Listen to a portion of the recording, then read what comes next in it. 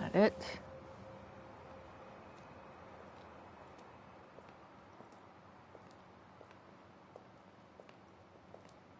Okay, start it.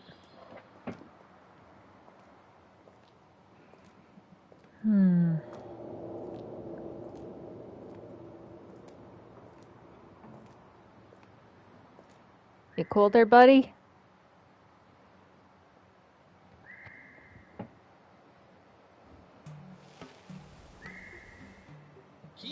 Ah! God, no.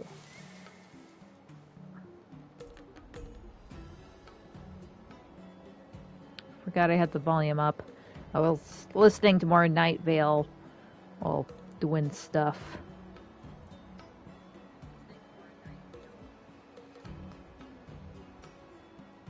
Okay, that's good. Alright. Sound is on. It's working. Hello. It's me, Mare. I'm back. Yeah, I'm on the LaFu right now. But, I was just looking around here. I don't know. Wrapping some stuff up. Apparently I did the last Nexus puzzle. It wasn't very interesting.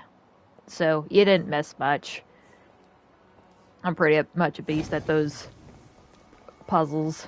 And now there's no more. And I probably will never do it again. Which kind of sucks, because I actually kind of like the Hexanexus puzzles. Anyway, it was a little bit disappointing last night, because I logged in, like, after streaming Genshin last night, and I realized all my, Trailblaze juice was full up. Like, even the overflow, stopped accumulating. I was so sad at that I did not realize that yesterday. And I logged in twice, like, earlier in the morning, and then I didn't log back in until after streaming last night for Genshin. And yeah, I had 300... Yeah, I had 300 Trailblaze power, and even my reserve was full up, like, 16 points. I think they only saves up to 16 points or something. Oh wait, no, it does way more than that. Well, it was definitely 16 by the time I realized that, so it was probably only, like, I don't know, 3 hours or something. But yeah, that was a bit disappointing. Anyway, before I get to the task that I was gonna say, let's see who's on the Express. Look, we got Silverwolf and Yunli. That smells so good. Where is it coming from? Is it coming from the kitchen on the Express? How do we cook stuff on the Express? Kitchens are, I think I did that last time. Hey, what are you looking for? You can't scare people like that. I almost drew my sword. Anyway, do you smell that? There's a sweet and rich smell of milk pastries here on the Express. I've only smelled something this sweet and enticing once when I was little. The pastries that the Juming is known for are mostly salty sweet or smoky in flavor. So there's no way I can resist this kind of pure sweetness. I gotta turn up my volume. Unfortunately, at the time, I was hurrying to the Artisanship Commission. My sword was at a crucial point of cooling off, and I couldn't afford to make any mistakes. When the sword had completely cooled, I went back to find the sweet scent, but it had already disappeared. Aw, maybe a new bakery that closed for the night. I thought so too at the time. But later, when Grandpa took me around the Juming's bakeries, we didn't find the same scent anywhere. After wandering around a bit, we finally bought a few dozen boxes of the Juming's special salty sweet pastries, and ended up munching on them for several months. Until today. The sweet smell on the Express has awakened my memories. So... And there's a giant pom-pom pie for you. Really? All this for me? Then I'll take it. Oh. too well. When I go back to the Jumi, I'll make sure to get you a giant smoked jujube cake. She does like a very nice, yummy sound. Hold on, how can I replay that? Yeah. I'm sorry, that's really satisfactory. Alright, Sylvie, what you doing? Wanna play a game? I'm pretty good at board games, you know. But you're a hologram. Don't you have anything else to do? Oh, I have plenty to do. As I chat here with you on the Express, I'm also playing multiple games at once on 3 different screens, probing around for info about nomadic miners, and running some side hustles for extra cash. I do wonder how they get money. You all have so much space here on the Express, and not so much as a single arcade machine to show for it. How do you pass the time? Reading, photography, sipping coffee, running around everywhere, helping people as a hobby? Okay, she has us pegged. Why don't you call over some friends, and I'll teach you how to play 13 star steps. I'm good at party games too, you know. Oh, well, for your information, hold on. Let's get the hell up here. Let's go to my room. Boom. Arcade machine. Ugh. Gotta hate these things.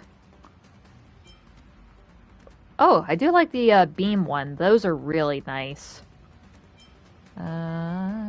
This one was okay. It's a little tedious. Okay, well, I'll revisit that later. Actually, I had some messages. A couple from Sunday, too, since I got them. Miss Riel, sorry. Trailblazer, I apologize for interrupting. I brought several desserts and beverages from my hometown, but I'm not sure if they are to your liking. There are some popular special local products, and others that I personally recommend. I can't believe this. I didn't expect you to like these foods. I mean, it's gotta eat at some point. I actually haven't been eating as much of them after I became the family head, but the other day I noticed Himiko brewing coffee, which reminded me that Penacony has a drinksmith who infuses Soulclad into coffee and pairs it with mini dessert pieces tailored to the flavor. That sparked an idea for me. I could brew a cup of coffee for Himiko. She'll love it. Look forward to the competition. I eagerly await the day when you two compete against each other. I shall ready a bench and popcorn. I heard Miss March 7th is a serious dessert lover. I know of a pudding tart made with ingredients imported from the Jianzhou. Its flavor is said to be remarkably similar to that of the Immortal's Delight. Take less carbs. Azure Dragon White Tiger. Less carbs. Yeah, it took me a while to realize that's actually what she says for her alt. A dietitian once recommended that I soak medicinal plants in Soulclad. Okay. I hate when I end up lagging behind the conversation. And then they keep going on and on and on. Let's see. A dietitian once recommended that I soak medicinal plants in Soulclad for 3 days and nights before drinking it to refresh my mind. I think that's kind of what Coke was originally. Like, they soak some, like, medicinal plants in it. And cocaine, of course, like coca leaves. Definitely won't feel any pain after that. Let's see. I tried it. It tasted like cooling herbal tea.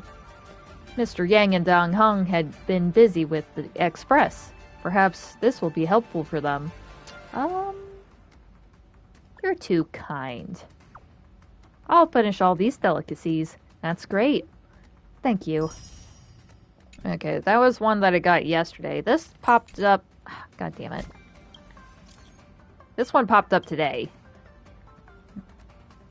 I realize there are a variety of music genres in the phonograph in the car, Miss Trailblazer. Wildfire exudes an indomitable spirit. I believe the inhabitants of that ice-covered planet had bravely fought for their very survival. On the other hand, Pedujara sounds as if the inhabitants were in a trance, similar to those disciples who were obsessed with immortality. Well, good thing we are going to be talking to some wildfire folks today, probably. There's the Penacony music too, if you want a taste of home. Let's see, for my hometown's music to accompany everyone on their trailblazing expedition gives it a whole new meaning. When I was young, my sister and I would practice piano duets. Since she left our hometown, I've been caught up in various matters and haven't played the piano in a long time. You know, I think the party card could do with a nice grand piano. Maybe a smaller one. I'm not sure if there's like various sizes. Not like a big one.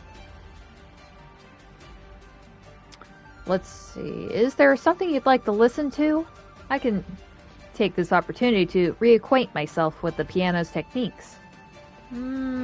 Sway to my beat in Cosmos. You must be familiar with that song. My sister's voice is agile and gentle. If I were to replace her voice with pure melody, it may be hard to convey the message of the song. Friend is typing. Oh gosh. Anything is fine, really. Anything is fine. I am happy with any piece you play.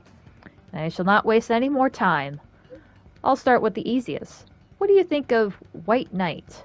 Recently, I've been repeating savoring the composition of that song. The layers are rich. And the melody ebbs and flows, as if one could see the radiant colors of the night in a dizzying trance. It's a musical experience I've never had before. I'll practice harder and perform for the Express crew next time. Well, I appreciate that. Wait, what the hell was this? This also popped up when I opened the game. Oh right, I finally gathered all the goddamn side cranes that were strewn about the Lafu that one gal was looking for. I think they had like their own AI personalities or whatever, and I guess they ended up, I don't know, having more free will and decided to just not do their jobs, which, fair. So, Trailblazer, were you the one who found all the side cranes? I guess so. That's me. I'm the one. I'm the one who implemented the sentience program in the side cranes. I received a parcel. The sender is probably you, but from the content of the mail, it might be written by Heron Express themselves. Sorry for causing trouble. Why? Why did you make the side cranes sentient? You ask me why I made the side cranes sentient. Maybe you focused on the wrong thing. I have been a homebody for centuries and haven't talked face-to-face with anyone the entire time. I thought it's too hard to talk to people, but I kept seeing these side cranes daily. So I thought maybe I can start talking to these side cranes and move on to talking with people in the future. That's the point. The point is to converse. So the sentience is not the point. The point is to have a conversation. That's right, having sentient side cranes with different personalities, all to mimic real-life conversations. I can do my job online, receive my salary online, and there are parcel and food delivery service. I just have to take out the trash regularly, and I don't even need to meet anybody. Honestly, not having to meet anybody makes me feel safe. Let's see, still can't leave your house. Sentries, that seems exaggerated. Not meeting people for centuries? Seriously, nobody? Really? I didn't realize it had been so long. I just didn't do anything for the past few centuries. I just started to talk to the side cranes. I've had some really traumatic experiences in the past. It's just too much for me. But it's not like I'm trying to swear off communication altogether. My texts are pretty normal, isn't it? Sorry, that might not be funny. Messaging is pretty good. Don't force yourself. It's good enough that you are messaging people. Thank you. You really know how to comfort people. I've been careful not to overdo it. Wanting to practice how to converse is something I've been working on, and speaking with the side cranes is my current goal. I will apologize to Heron Express. Also, I've sent you some gifts. I don't know your address, so I sent them to Jiqiao. Jiqiao. Thank you. Okay, well, I guess I'm going back over there. Hold on, I'm gonna see if there's anybody left on the express to talk to. Oh.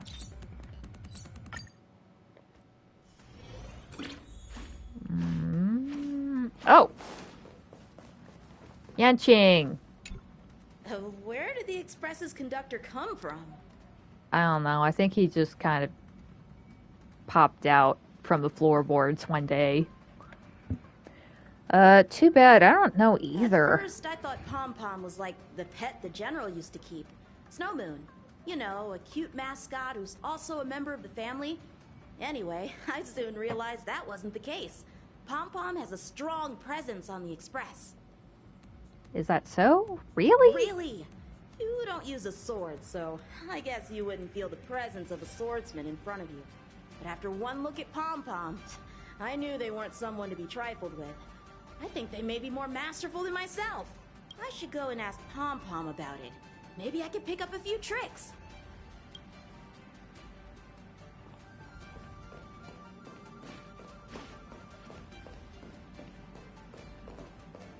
Okay, I think I'm done there.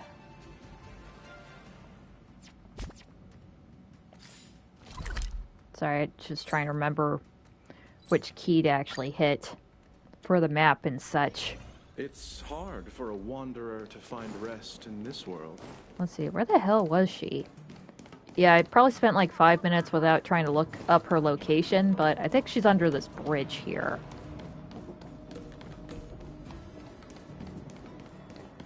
Yeah, there she is. Okay. Hello. At your service. Oh, hi! I remember you. Have you booked a delivery with us? We do same-day delivery for small and medium packages. Big ones take 2 to 3 days, though. If you have any other requirements, please let us know. I think you've got one of my gifts over there. Correct. One of our users has sent it over for you. We know how everything's gone from start to end.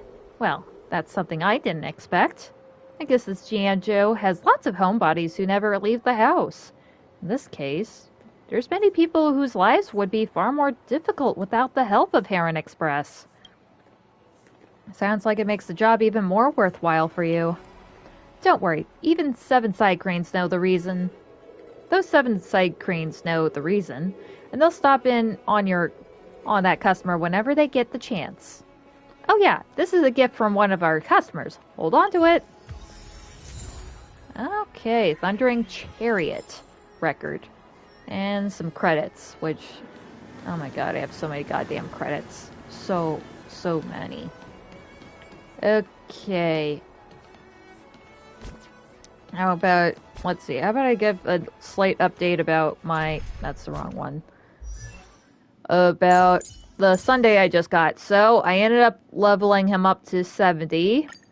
And I think I can get him. Yep. On this arduous journey, we will see the stars. Okay, so he's down to his last ascension. And I can level up some of his talents. Oh, wait. Yes, I wanted to use that. Okay, I'm not going to update these. No? Okay, maybe this one. When using the ultimate, if the energy regenerated for the target is less than 40, increase the regenerated energy to 40. Okay, I guess I'll... now, after self-reflection, is not an illusion.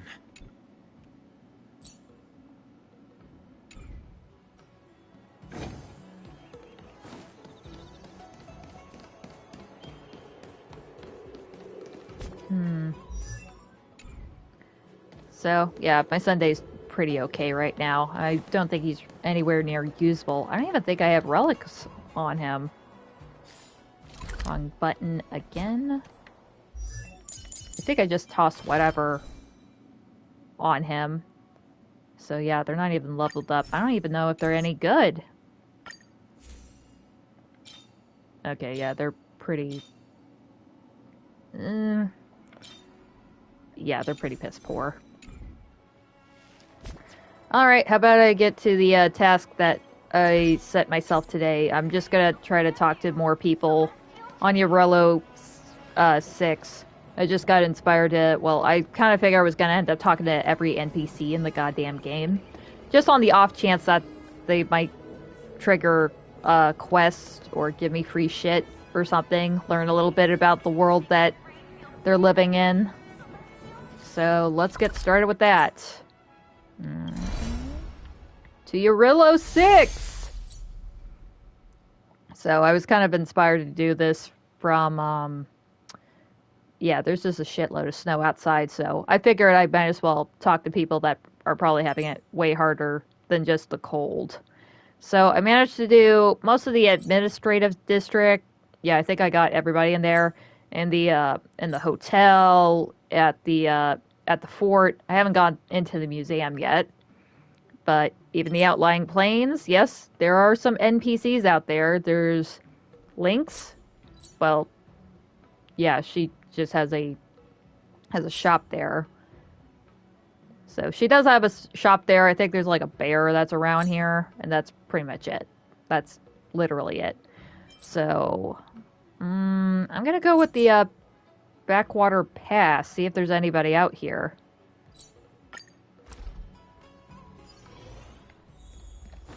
I don't think there is, though.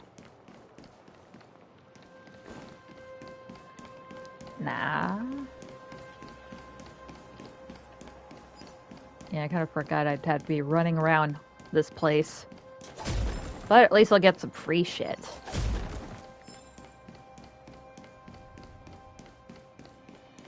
And yeah, I finally have Mighty Most also on the team now. I think he's built enough. Well enough. His talents are pretty okay. I say they're actually more than okay. So, got his light cone. Got his traces.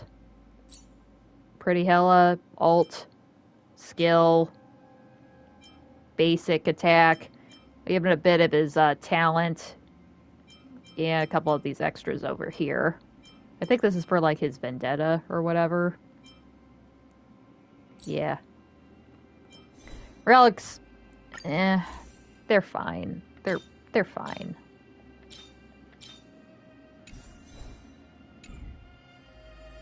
And anyway, where was I? Oh, I just came from there.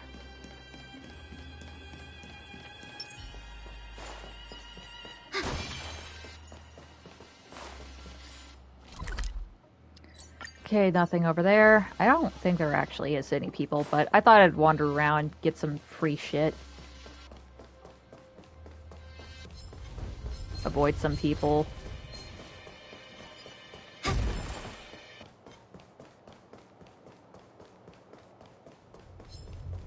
Try to get me, nana boo boo.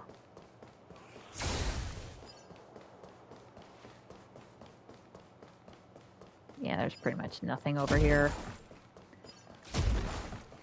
Quietly.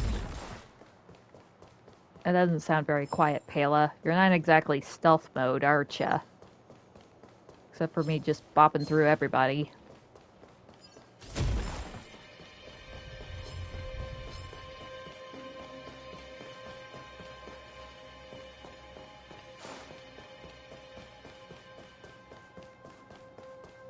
Yeah, I haven't seen a single person here.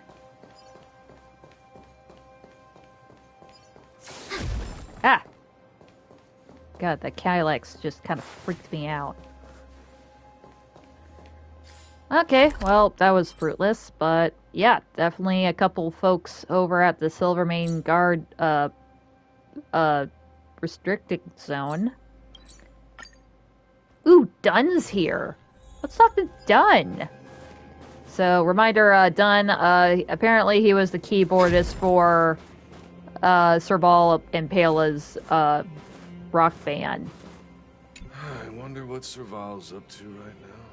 And I think he kind of mildly had the hots for her.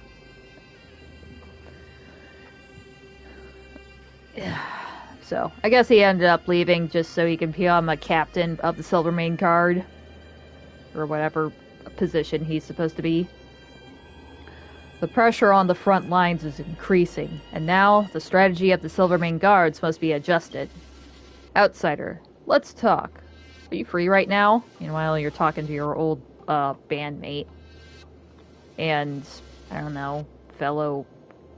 I think she's part of the Slivermane Guards? Pela? God, she is so fucking tiny compared to this dude. The problem with the IPC has been taken care of. Yeah, I think we got his input on whether we should, Jarilo-VI should, I don't know, adhere to whatever offer the IPC had or fight back.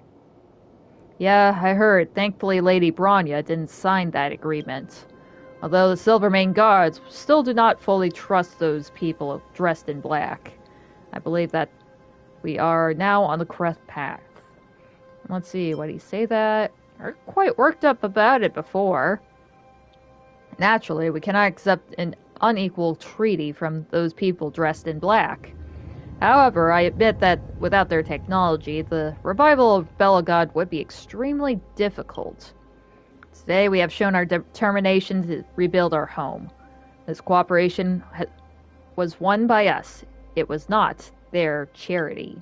Of course, we cannot rule out the possibility of them backing out on this. The Slivermane Guards will be monitoring their movements closely. They really are conspiring against Belobog. I will alert the Supreme Guardian immediately. Okay, he had... what Serval's up to right now. Yeah, he had plenty to talk about. Previous drills. Oh, I heard that. Your performance has been so wonderful that all the Slivermane Guards have been won over. Yeah, there was some kind of like little fighting event or strategic event that was over there. I think that's that bot over there is the trigger point. Let's see. Your reputation has spread like wildfire throughout the restricted zone. We're all looking forward to engaging frequently with you. But I guess you have more pressing matters to attend to, yes? Then I will wish you all the best. I wonder what Serval's up to right now. That, eliminate that one. How have you been doing, Dunn? Impeccable timing. Captain Gepard just set out on a bulletin saying that the frequency of fragmentum activity has noticeably diminished. All the Slivermane Guards around this restricted zone can finally take a breather. I heard many officers who were stationed on the front line for long periods could finally take their leaves. A long time coming, I'd say. I'm just an insignificant logistics officer. I don't claim to know why you broke into the restricted zone last time, but whatever happened, I'm guessing the cut of fragmentum activity has an 80% chance of being directly caused by you, right? Yeah, we're the ones who saved Belobog.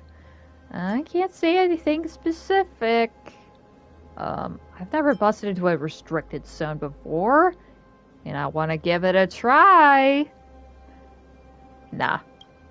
Got it. Captain Gepard doesn't like us asking too much either. So, let's park this topic for now. If only Madame Cacolia hadn't needed to sacrifice herself to save Belobog. What a noble woman. Right, we kinda made that narrative that she passed away in saving Belobog, not that yeah, she's probably the one that almost destroyed it. I hope Lady Bronya can inherit her iron will. I could say she probably did.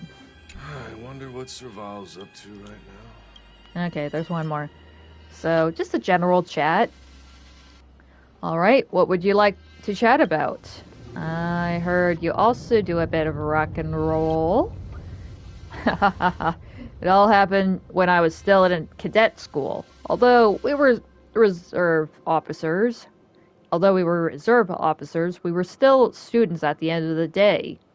So we needed some after-school hobbies to spend our excessive energy. I formed a rock band with a few like-minded friends, which was quite famous in the cadet school back then. So who was in the band? Serval, she's our guitarist and lead singer. She was absolutely charming and talented. She totally deserved her position. I was her keyboardist. The two of us always worked quite well together. I always felt like we were... nothing. The next one was the drummer, the one who... This one will shock you. Do you want to guess who it is? Here's a hint. They're also a member of the Slivermane Guards. Was it Gepard? Yeah, she just did the general... Serval just bullied her little brother to do whatever the hell she wants. Made him the fucking drummer. Hit the drums, Gepard. God, I hope he would have done better with that than drawing. He's a high-ranking officer in the guards for sure, but he doesn't get along with his sister, right? They are a little bit rough with one another. The correct answer is Pela. Hard to believe it, right? The petite, meticulous intelligence officer is actually a drummer in a rock band. I guess there's too much pressure on the job. Yeah, just got to deal with so much goddamn bullshit, administrative shit, that she just wants to beat it out on the tubs. I heard that Pela and Serval will do band practice and live performances together regularly, just like old times. There were only 3 of you in the band? No, I remember there was another person. Who was it again? I can't believe it. I actually can't remember who it was. Doesn't a rock band need a bass player? I don't know much about rock band. Yeah, who could have been a bass player? Ah, yes, the bass player. I just remembered it after hearing it from you. But what was his name again? Wait, was the bass player a guy or a girl? Never mind. I can't remember. Don't worry about that person. It's not important. I feel like it would be. Who the hell would have been the bass player? Then again, I do have Serval at B6. I don't know if that does anything, but I really should read through her stuff. I should read through a lot of these people's stuff. So, you and Serval. Silence. It's history already. Sometimes letting go is the best choice. What kind of job did he do in the military? I am responsible for the general management of the support lines in the restricted zone. Munitions, logistics, energy, all of these are under my control. I am also responsible for direct communication with the front line. If the front line was breached, my boys and I would have to form the last line of defense to prevent any enemy from infiltrating the city. It does sound pretty dangerous. Fortunately, we have Captain Gepard, so things like that have never happened. Alright, later. Wow, that was just so casual at the end. So, yeah, there was this aide here. Beep boop. So, yeah, I ended up completing most of these tasks. Can we put together another round of restricted zone? Oh, God, I don't want to do that. Sure, however, we have a limited military budget, so no rewards will be given for repeating drills. Are you sure you want to... No, I'm not doing that. So, yeah, I completed all the tasks there. I don't know if it was, like, an actual fight or some kind of stealth shit. Yeah, there was definitely this one that took forever for me to complete. Just because... Oh... I have to have everybody, I don't know, in some specific spot. Hi, Major. We meet again, Drill Master, Trailblazer. I have to say, meeting you has been my greatest honor. I love to capture lots more data about your heroic combat moves. Those cursed engineers are always formatting my hard disk whenever having the slightest glitch. But I won't let them get away with it! I think I had to fight this guy, or he was playing like a villain or something for training purposes. I think. Alright, just officer. Okay, he's just posted up there. Hey buddy, what's going on out there? Guarding the gate? It's a cool gate. God, this is boring. You must be... You have to be kind of low on the total pole to be watching a fucking gate in an alleyway. Nobody... Is it? Okay, it does open up over that direction. Damn. You must be... You must have fucking... You must eat crayons or some shit like that.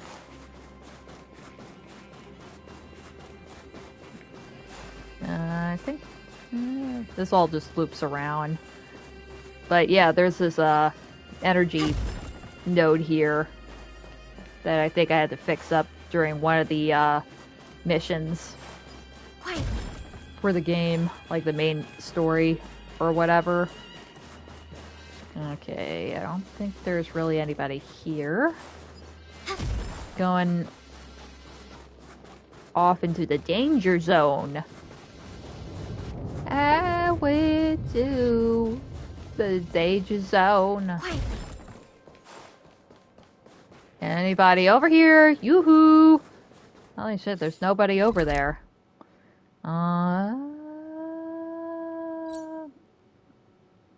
yeah, there was another one over here. Yeah, this took me a while because I think there was like this node where you have to have all the enemies end up fighting in like this ring of heat or whatever. There's this pillar that you have to activate. It would let out this area of effect or whatever, and you have to either have the enemies like follow you in there or just be standing in there. Because yeah, one of them you have to actually have them chase you over, and then before you could fight them. But I already got full marks there. Okay, I don't think there's really much over here. But let's double check.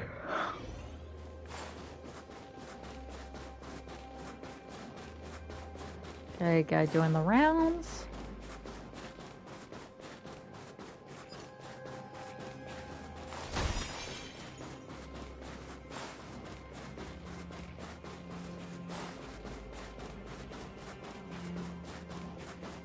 Yeah, I don't know if it's like in Genshin where taller characters actually run faster than the shorter ones. So... I'm sorry. There was like no snow on Emporius. This guy would be fucking freezing his tits off. Wait, did I already get the... Okay, anybody to talk over here? How about you, big man? No? Okay. That is not the map button. How about over... Meow. Yeah.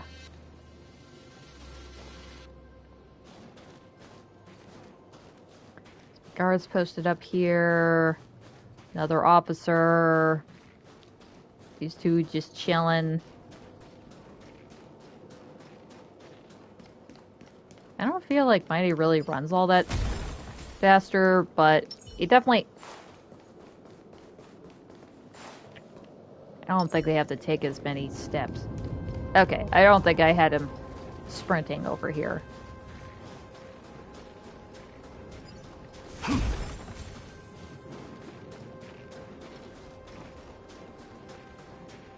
Okay. Mightymost. Fearsome warrior of Kremnos. Can't jump a little fucking crack. I'm sorry, it's just so stupid that they can't jump.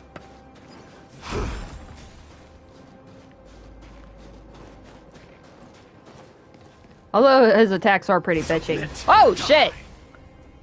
Yeah, that is bitching. I didn't even notice this guy was just hucked into the bin. Poor bastard. This one, they didn't even have the courtesy. They just set them off in the corner.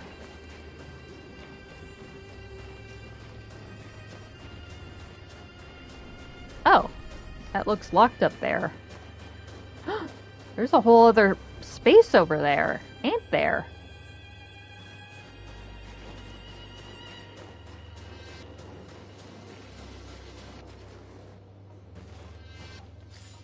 Is there any way to... Oh, I guess that's a future expansion, I guess. Otherwise, I don't know how to really open it. Otherwise, it doesn't look like there's anything that would do that.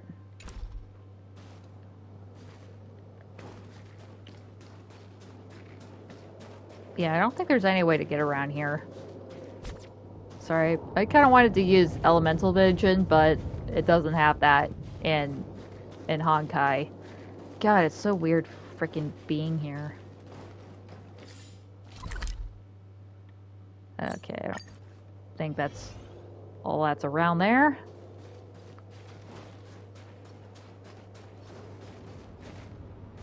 Ooh, stuff.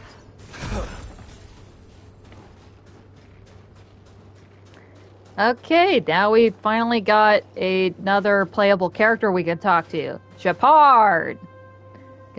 I mean, with Genshin, you don't often see the characters just mucking about or whatever in the open world. One should not roam wantonly around places of military importance. I mean, they do have it a little bit now, but yeah, at least you can actually interact and have like a full-on conversation and maybe a little scene with them.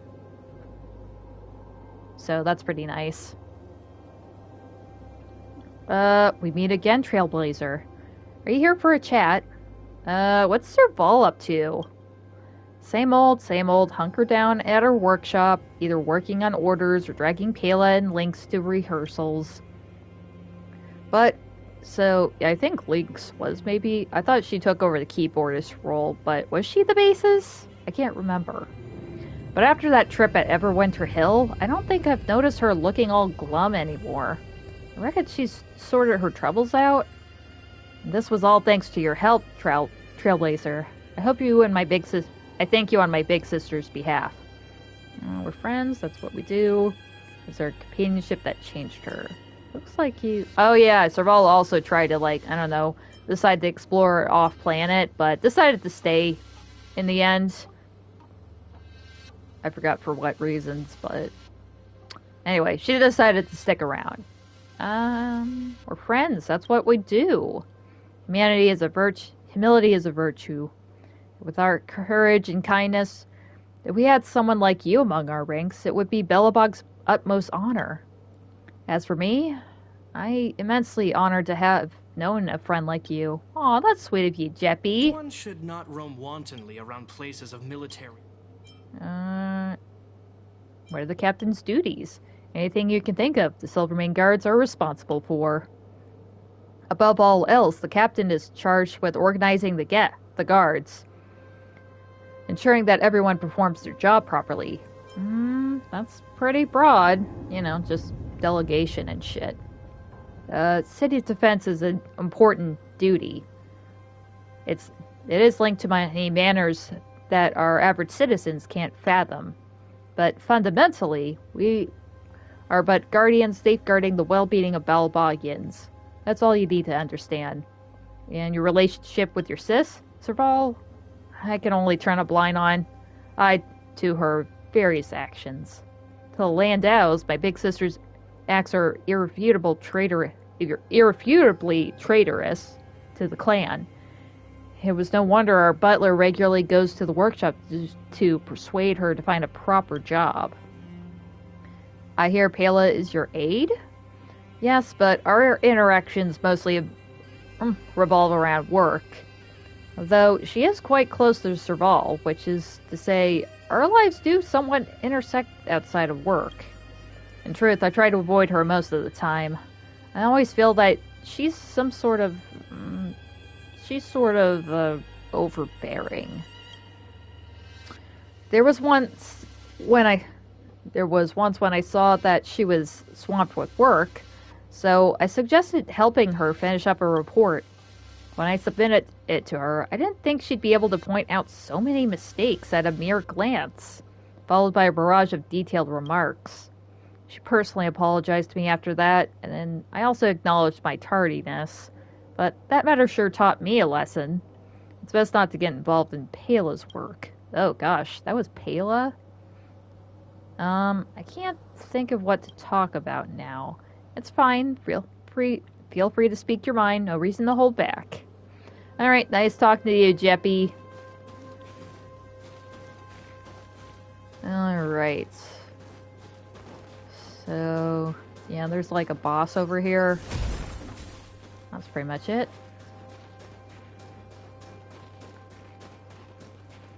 Yeah, I guess that was all I can talk to over here.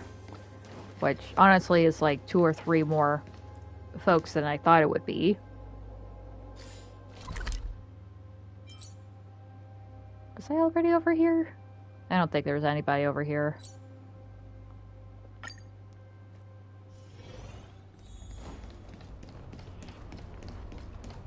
Yeah, I doubt it. This is kind of the restricted zone.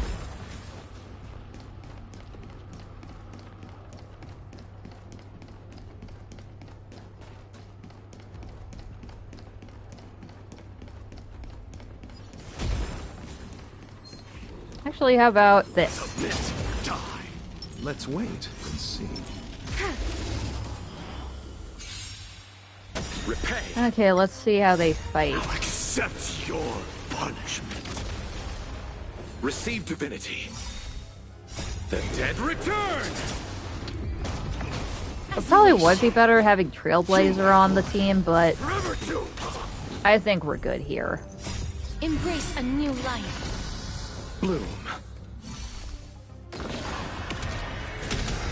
Oh, I need to adjust the camera. May death protect us. Receive divinity. Wilt here. Burn it all. Bloom. Repay. Okay, that's probably better. Eh. Receive divinity.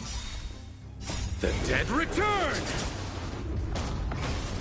I do wonder if Loach is a little bit much to have. As you wish.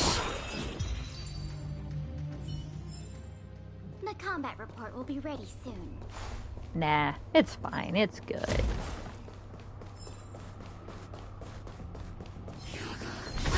Ah! I meant to get the barrel. Bloom. Net markers activated. Time for a good old counterattack. Oh well. Receive divinity. Repay. Nothing Wilt major. here. Forever do it.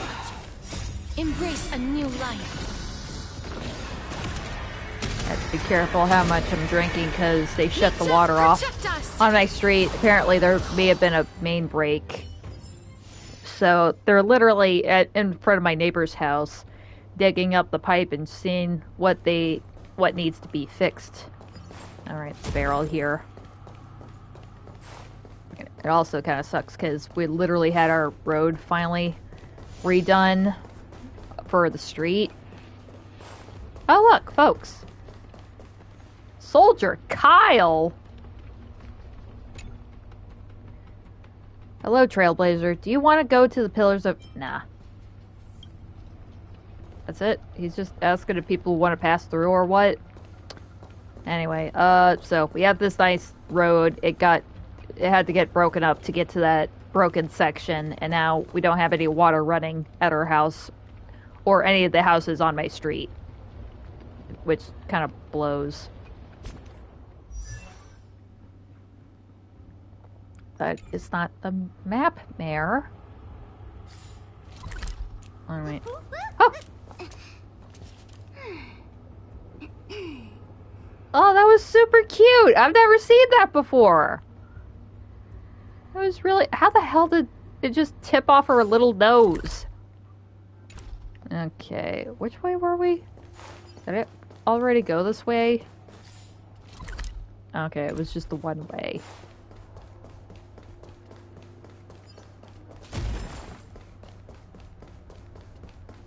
But yeah, it's been a while since I've explored out here anyways. So I may as well. Whoop. Ah, that was close. I doubt there's actually anybody over here. But I'm getting some free shit. That helps.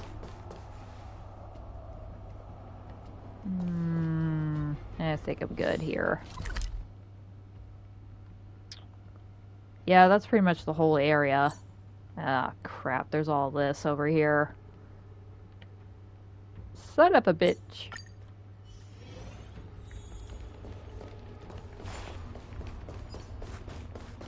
Oh.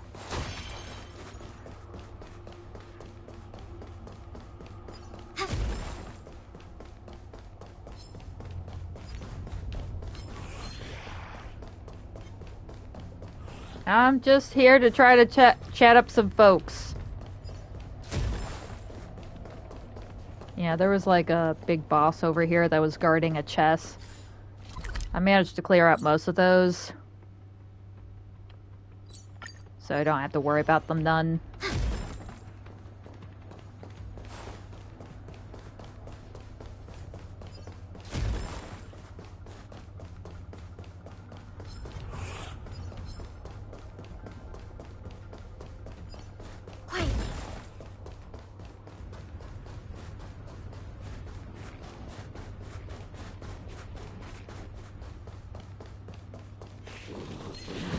Whoa!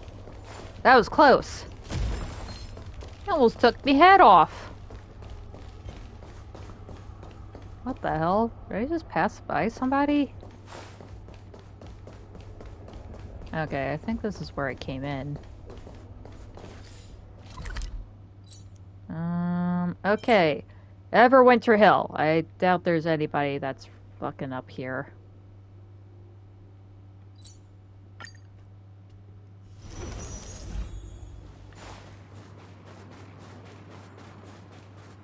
Yeah, I'm just gonna go to Pillars of Creation. No. There's definitely some folks that are gonna be here. Actually, I'm gonna start over here. Yeah, I don't think there's any people over here, over on this side of the map. But this place looks pretty cool.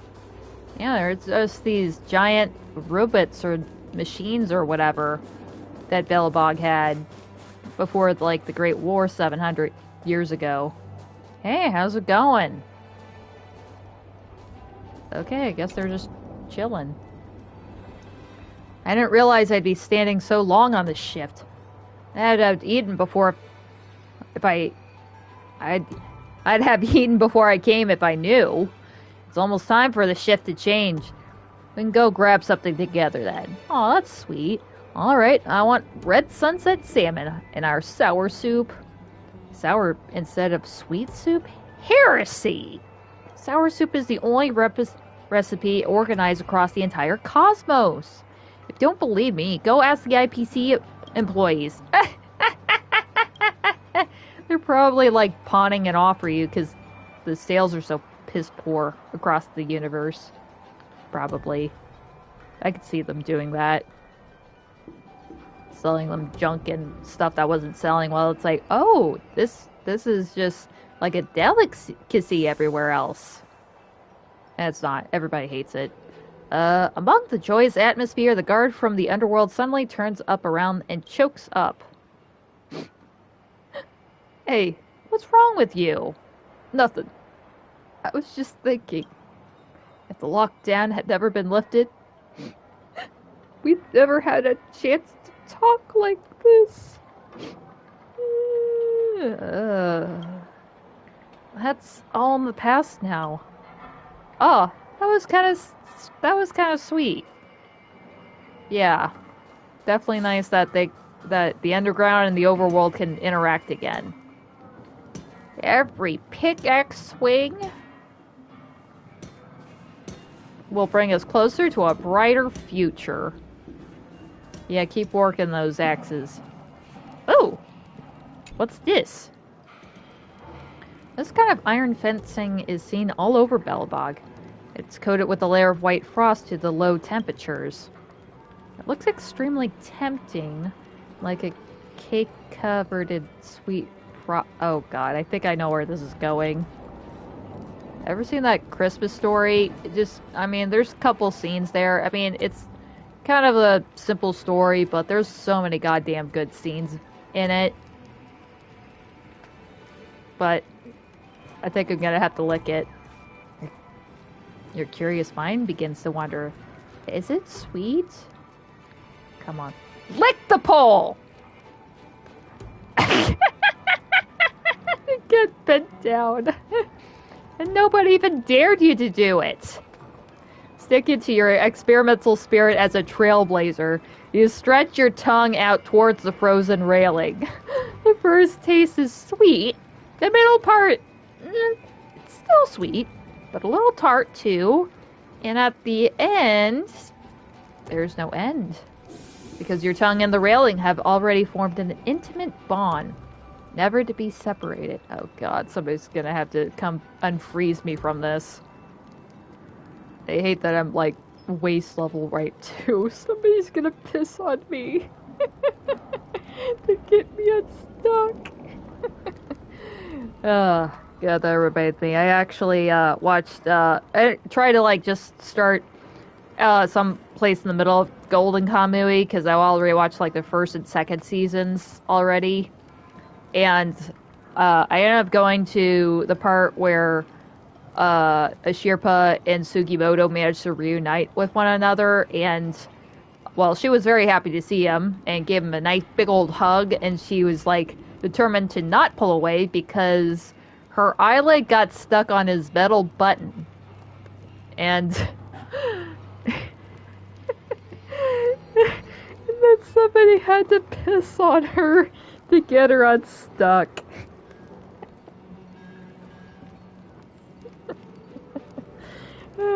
I just love that show so goddamn much. So I restarted the series from there because apparently the last season's out. So I had to start it from that part. Anyway, your tongue is stuck fast, and the fence remains immovable. You don't even think about fixing the situation with brute force, unless you've already set your heart on never speaking again. That is just asking for trouble. You're trapped. You could never have ever thought that the brave trailblazer that defeated countless ice out of space would be defeated by an icy fence. But don't panic.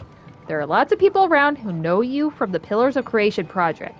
Someone will come and save you at your time of need. So, will you call for help? Who's gonna help me? Hook? I mean, she's probably lurking around somewhere. Sealy? Call for help from the nearby Slivermane guard. Wait, was there any? God damn it, I can't turn around. I can't face away. I don't even know who was behind me.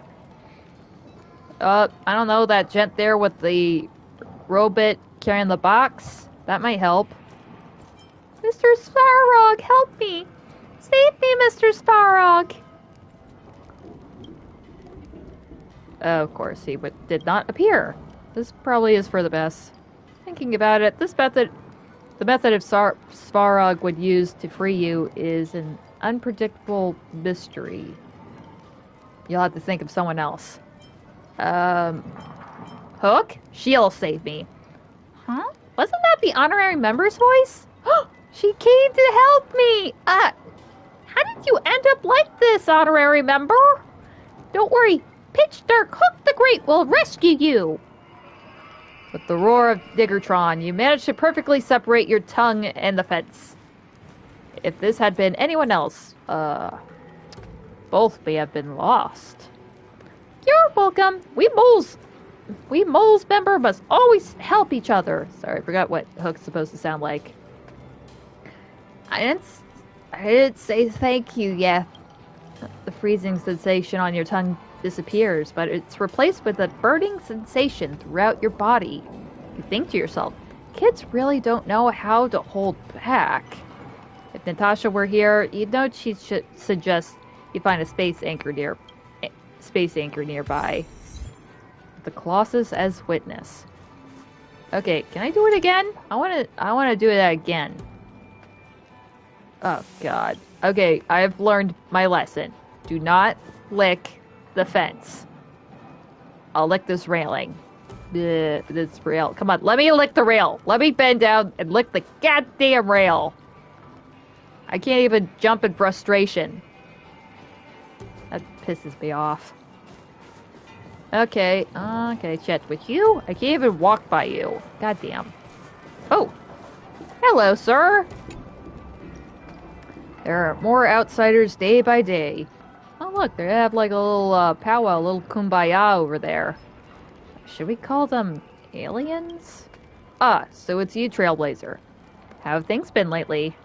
Much better, though not everything is going smoothly. Things are slowly taking a turn for the better. The only trouble is those IPC guys. Ever since the Eternal Freeze let up, there have been more and more of these people in black around here. Some of them have simply settled in and not left. The Supreme Guardian said it's no reason to panic, but they were planning to take our whole planet. I still don't quite trust them. If it bothers you, then fight them again. Well, we do need their tech. You're right, but there's no excuse for them to do what they want. Bitch, they do what they want. They're the IPC. They pretty much just do what they want and try to get what they want. And then they do. I'll keep a close eye on their movements. If I find out that they're still up to no good, I'll send them packing. Yeah, you and your pointy stick. Oh, wait, he had a little bit more to say. Wait, no. Oh man, I wanted to hear the alien's voice line. Oh well. Ooh, barrels. We are uncertain if these barrels contain any treasures. And even if they do, are you truly intent on snatching them? Crack one. You open the first barrel, and unsurprisingly, it's empty. Yeah, who would bother stashing something in a barrel during such a busy time? Aw, man. Let's crack another. You open the second barrel, and again, there's nothing inside. Your efforts seem destined to be fruitless. I swear to God, if there's like a banana monkey in there, I'm gonna be pissed. Yeah, it makes the, like some monkeys in the barrel, achievement or some shit like that. After all, how much obsession must one possess to interact with every random object they come across? Another! You open the third barrel, and your perseverance is finally rewarded. You have discovered someone's treasure. A bottle of soda. Oh! This is the achievement I was thinking of. Why would someone hide a bottle of soda here? The truth no longer matters now. What matters is that it is now yours. Rejoice in jubilation! The hero's efforts have finally reaped rewards. However, your ardor as a trailblazer has yet to be quenched. Who knows what other secrets await you? Aw, man, I thought it would be Jim Rogers. Wait, I think I have to find it out of a trash bin. Fuck. Any more? Move the lamp aside and reach in for the last barrel. As you open the lid, a familiar yet strange smell assails you. It smells like trash. More precisely, a mound of frozen trash. Someone used this barrel as a trash can? How outrageous! But perhaps this is precisely why it appeals to you. I knew one of them would be filled with fucking garbage. Yeah. They're just normal barrels now. Oh look, they got a bonfire going. Even the coldest winter nights, people could sing and dance around it. Ow, did I get singed? Hey, if it isn't the Trailblazer. It's been a while. Are you here to help too, Mr. Versman? As you see, the Pillars of Creation is a big project that concerns all of Bellabog. How could I just sit around and do nothing? Oh, no wonder. I think this is, Hookie's dad. This is Hook the Great's daddy. Well, I may not be as tough as I was in my younger days. I've spent decades in the mines, and I'm more than capable of guiding the youngins. Yeah, but I got a few questions for you. Any updates about the vein detector? So, yeah, I think there was like a quest with Hook where I guess it was their birthday coming up. and Hook decided to sell her teddy bear to go buy some equipment for his ore detector. But then he ended up selling his broken ore detector to buy a gift of little clothes for the teddy bear. So yeah, they ended up just having a bit of kipple right there. But it was the thought that counted. That was quite the little faux pas there. But it was sweet that they were thinking about each other so much. Also, for some goddamn reason, the teddy bear eyes were, like, super valuable. Balloway came to me and said he wanted to buy my Geomarrow probe. But that was a gift from Hook, so I didn't sell it to him. Moreover, with this planet now fully accessible, underworlders no longer need to fight over veins. That detector was an ancient relic to begin with, so let's just leave the past in the past. And how about the Pillars of Creation project? How should I put it? As you see, this machine is massive, and its composition is complicated. Even with our best efforts, there's no way you can fix it in just a day or two. Plus, who knows how long we can keep up this momentum. At least now this old man can do something useful again. And that's good enough for me. Now that I've contributed to the great cause, I won't have any regrets. You look like you're in a pretty good mood. Yeah, I thought I'd never see the blue sky again. With all the channels between the overworld and the underworld reopened, I no longer have to worry about Hook's future.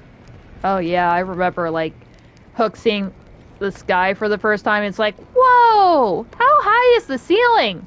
There is no ceiling. It just keeps going up and up and up. And then further than that. And then you can go into another ceiling and hit somebody else's ground. That would be pretty wild to describe that to a child. Just keep going up until you're basically going down. That's all I ever wanted in my life. Now it's all happening. How can I not be happy, right? Yeah, he loves that little girl. You're such a good pops. So, how is our little Hook doing? Well, she was just over there helping me get my tongue unstuck from a pole. Well, she has been livelier than ever since she breathed in the fresh air of the overworld.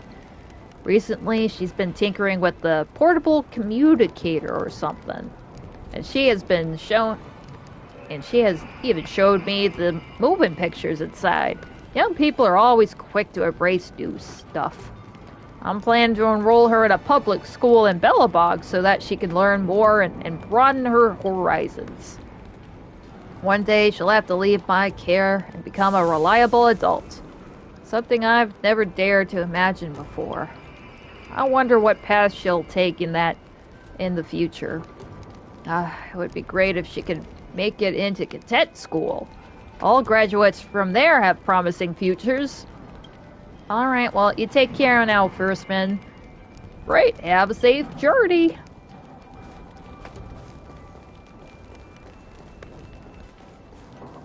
Oh, looks like there's some books over here. Ooh, bin. You intend to open it, but the lid's frozen shut. Can I like drag it a few feet towards the bonfire here? I'm just glad that they made their own makeshift fireplace with a busted up barrel. Manual labor is not my thing. I remember hiding in boxes or whatever the fuck he said. I remember hiding it right here. What were you hiding? But oh, I can't talk to him. Maybe he was looking for the soda that I picked up in that barrel. By the order of the Supreme Guardian, the area ahead is closed. Oh, could this be a... Yeah, Bellabog could have an expansion coming up, so this might be a part of that. Maybe. Probably not. Or maybe. I don't know how expansions work in this goddamn game yet. By the order of the Supreme Guardian, this area ahead is closed. Okay, just kick my keister. Gotta stay vigilant. This project holds great significance. Okay. Oh, yeah. I don't trust those people in black. And just to be sure, the goons of the, oh, I can talk to Antonia over there. Yeah, the goons of the IPC are all dressed in black armor. Oh, look, such a massive project. Look at those mountains in the distance. They're not even as tall as that robot. I have no idea how long it will take to fix a robot that large. I wonder if I'll ever get to see the day. I'm not trying to slack off. Please don't tell on me, Mimi. I guess this is Mimi over here. That's sweet. You twins. They got little twins. Ooh! Papers. Furnace Ash Tabloid. In recent days, I have noticed concerning phenomena within the Miners Weekly. Namely that articles are overly bureaucratic and no longer reliable to the working man. I fear that it might have fallen to shield bribes offered by Quoth Fort in order to ensure that our workforce receives comprehensive and objective information from every source. I have specifically created this tabloid to openly discuss recent major events. Updates will be monthly, but irregular. So what, you just got like this little zine going on? Topic for this publication regarding the APC aid arrangements. One thing that cannot be denied is that without the aid of the IPC, Belobog would be unable to rebuild independently. This I am sure that no one will deny. However, at the same time, the importance of the IPC has been greatly exaggerated. Some people even see them as saviors that have descended from the heavens, as if these people dressed in black are helping us, as if a form of charity. Here I would like to rectify this misunderstanding. As the time of this publication, the IPC has indeed provided services without charge, but that does not mean that they are not benefiting from this situation. Order is the greatest asset, as the holder of order can easily obtain as much as they please. A king can receive the finest food without farming the land, yet the farmers must work to maintain the relationship, since their work can only be remunerated when social order is upheld. The desire to rule over all is often disguised as a selfless intention to save the people. Since we have connected to the universal market, we will inevitably be molded by the order proposed by the IPC and spend our lives chasing credit for our accounts. As time goes on, we may well have to hollow out every ounce of ore in the ground and bleed our bodies dry just so that certain areas can achieve the high life shown to us in our mobile phones. We cannot allow ourselves to become complacent in gratitude and frivolity. We must remain alert and awake. On the other hand, the IPC are outsiders. In their eyes, Jarilo-VI is just an average little planet, no different to every little twinkling star in the sky. However, for us, it is our one and only home. If we become too reliant on the IPC, Belobog will become like a child being led by the hand. Though we feel like we can run and jump, if that guiding hand is taken away, we will soon realize how weak our legs truly are. We cannot allow this flow of aid to grow and become a mighty river that will drown our future generations.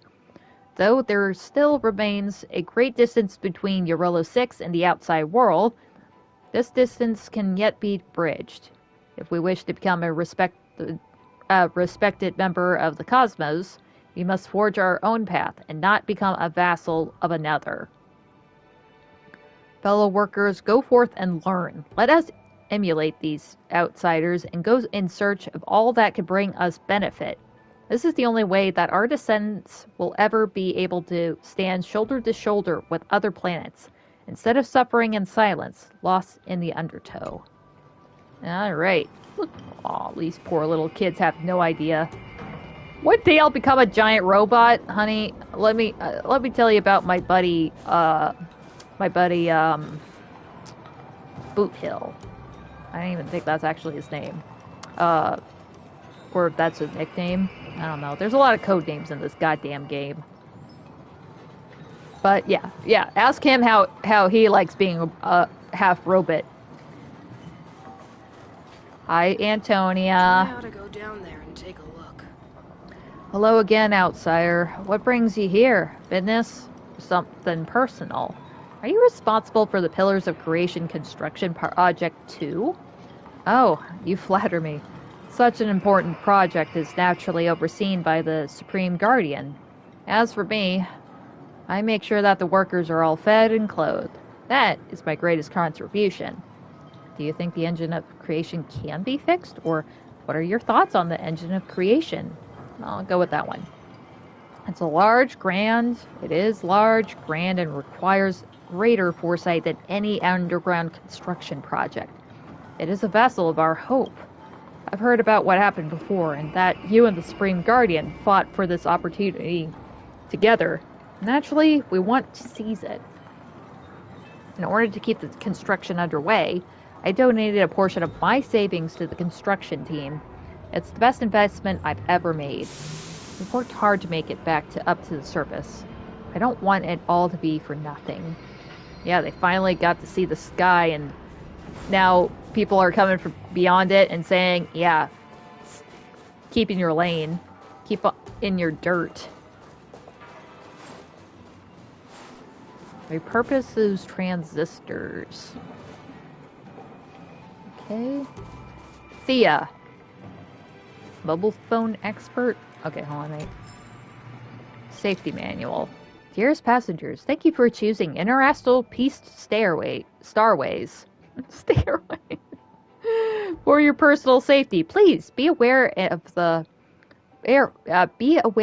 and follow the following guidelines during your trip. 1. This shuttle device is developed and maintained by the Interastral Peace Corporation. All relevant technologies are commercially classified. Precise details of the travel process are not to be exposed to outside parties. Final right up to interpretation of this clause belongs to the technology department. So, yeah, you can't explain why your ship flies, I guess. Number 2, safety device parameters for the shuttle are extremely high and 0 critical accidents have been recorded since the official launch of this service. Please ignore false accusations posted on the Interastral network that have been written to smear the company's reputation. The IPC has the right to pursue action against any who publish rumors or accusations without permission, in accordance with the Interstellar Reputation Protection Law. Okay, no slandering. Number 3, the shuttle is not equipped with seating. Should you feel turbulence or dizziness during your journey, please hold on to the handrail and lower yourself to the ground. Please do not disturb members of the staff due to slight feelings of discomfort. If you have any questions, please refer to the disclaimer that you signed prior to boarding. So, yeah, it doesn't have any seats. You just have to stand or sit on the goddamn ground. Please don't bother us.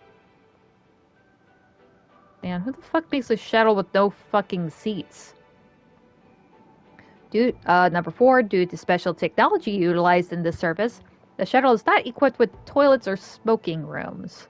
There are also no food service. Please see to your own personal needs before your journey and refrain from drinking or eating for the duration. Alright, no food or drink allowed. No pissing, no smoking. Yikes. I mean, the smoking's okay, but the toilets? Damn. They're really keeping it sparse. Number 5, please do not open the escape door at the rear of the cockpit unless absolutely necessary. In case of emergency, the operator will be responsible for the opening of the emergency escape. Please allow Please follow staff instructions in a timely manner and actively follow the evacuation procedures. When evacuating, please abandon all personal belongings. Damn. Do we have to? What if we already have a backpack strapped to us? Do we have to, take the time to take it off? Employees of Interastral Peace starways are all equipped with a standard work uniform. If there are suspicious characters wearing alternative uniforms and impersonating employees, please do not listen to their instructions and make sure to inform a member of staff immediately. Okay. Sup, Thea? Hey, miss. Are you experiencing issues with your phone, such as lagging, overheating, or system-based stoppages? I can help you upgrade your system. For just a tiny amount of credits, your phone will gain a new lease on life, and its operating system will function smoother than the star rail that lines the cosmos. What kind of upgrade are you talking about? Wait, did he ask what a star rail was? It's actually about an exclusive piece of technology from my company. And I'm the only person on the planet who can access it. I can't reveal too much about it since it's exclusive. Anyway, give it a try and see for yourself. And don't worry, I won't charge you if you're not satisfied. But what's a star rail? It's the track on which the Astral Express runs on. Oh, yeah. You must have heard of them, right? Those elusive star-seeking travelers? Mayhaps. Rumor has it that they were the ones who brought the portable communicators, known to us as phones, to this planet. But apparently they don't care about customer service at all. How irresponsible. Dude, there's literally like 5 people that are on the Express. Maybe 6 if you count... Wait. Okay, maybe 7 if you count Sunday and Black Swan. Wait, is Black Swan still riding with the Trailblaze? Okay, 6 or 7... Son of a whore. I'm not gonna finish that. Of course, we don't have time to do phone service. That's why we at the IPC are here to clean up their mess. You're just making a problem that doesn't exist. Well, it probably was a bit of a problem. What? Did we personally hand out smartphones to every goddamn person on this planet? Please, let me upgrade my phone. No problem. I've already helped over 24 customers. Oh, God. Next, I'll access data from the other side of the galaxy and transfer it straight from the IPC's headquarters onto your device. Then no more harm. Ah, look, it's done. And then what? And then voila! Now enjoy its ultra-smooth operating system. Just check it out. Look at its interface and these animations in the experience. This perfectly designed haptic pressure sensors and tap feedback system. Sorry, I used to work in the user experience department, so I'm a bit obsessed with these details. Well, guess what? I'm part of the Express, and I think you're full of shit. Seriously, it's either you put some kind of malware on there, or it's just like... Hold on, let me upgrade my phone really quick. I don't think I did the new update. Okay, it's all updated now. In a flash! I doubt anything like that happened. I didn't mean to badmouth you. I'm just, I'm just trying to provide more reliable warranty services for the locals. These folks take forever to even unlock their phones. Without professional guidance like mine, they'd fall prey to all sorts of sneaky auto-pay services. I want to chat with this bitch real quick. Are you sticking around here? Well, someone has to teach the locals how to use these phones. I've already done my best to keep the changes as low as possible. Thanks to me, the miners are getting the hang of it. Isn't that a good thing? How did you solve issues with your phone? I have some questions about the phones. Yeah, fuck the IPC. I know that they're sketch as hell, but what are you doing, Thea? Well, fine, I could tell you, but this is just between us, alright? As you know, all the major operating systems are developed and maintained by the IPC. To save computing power, the IPC has marked devices as discarded if their system hasn't been updated in a long time. As a result, the owners of those devices can't enjoy the latest features or optimizations. Locals may experience issues such as lagging or overheating on their phones, but it's simply because they don't know how to upgrade the system. So you're planning to make a fortune out of this? Yeah, I don't think Topaz is gonna do shit. Hey, that's hardly the case at all. I swear, I'm telling you the truth, and to be honest, even a simple system upgrade could be an exclusive gimmick on a remote planet like this. Just please don't tell anyone. Director Topaz threw the book at those troublemakers in the underworld. I'm just a phone tinkerer who hasn't done anything but put the residents in harm's way. How about you take this thing for now? The fewer complications, the better. Just treat this as the beginning of a new friendship. See, I'm probably gonna get some free shit. Okay, let's talk about the IPC. What do you make of Topaz? Director Topaz? Well, I'm just a low-level employee, and I don't really have a chance to talk with her. But according to everyone, she's sociable, loves her work, and more importantly, has a kind heart. I think she's probably the least terrible among all the 11 directors in my department. Are there many planets indebted to the IPC? I can't say for sure, as I don't have access to certain statistics. However, I do have a marketing development department. We do have a marketing development department that focuses on bringing new planets into the galactic market. Sometimes those planets will borrow startup funds from us, dreaming of becoming major players in the galaxy in the Ember era or two. However, these planets bite off more than they can chew. They often end up becoming targets for my department. Oh gosh. So, like the debt collector department or whatever the hell it is, that's probably basically what they are. That's why they came to Balabog like, yep, as the longtime survivors from the original Jarilo-VI folks that borrowed some money from us, yeah, we're collecting back on that. Oh, you don't have the funds? Well, guess what? Your planet is ours, bitch.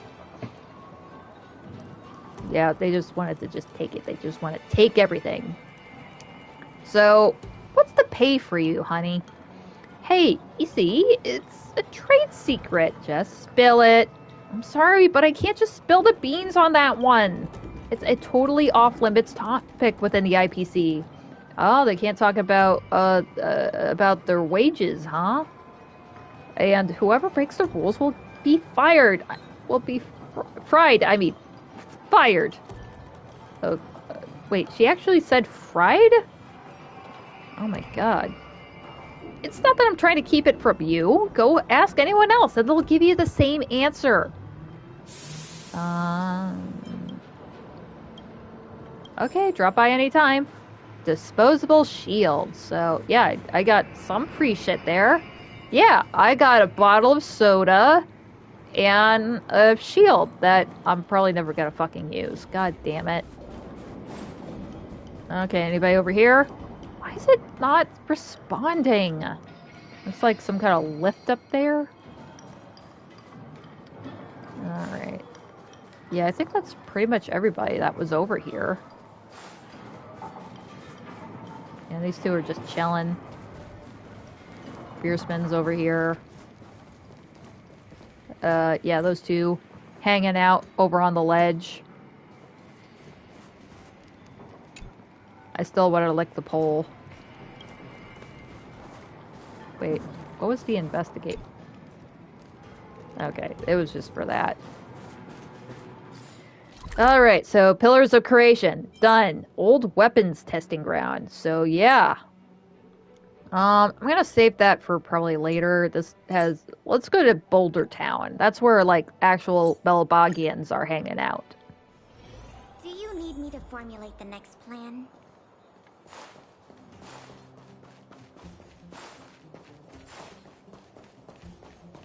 Okay, who can I talk to?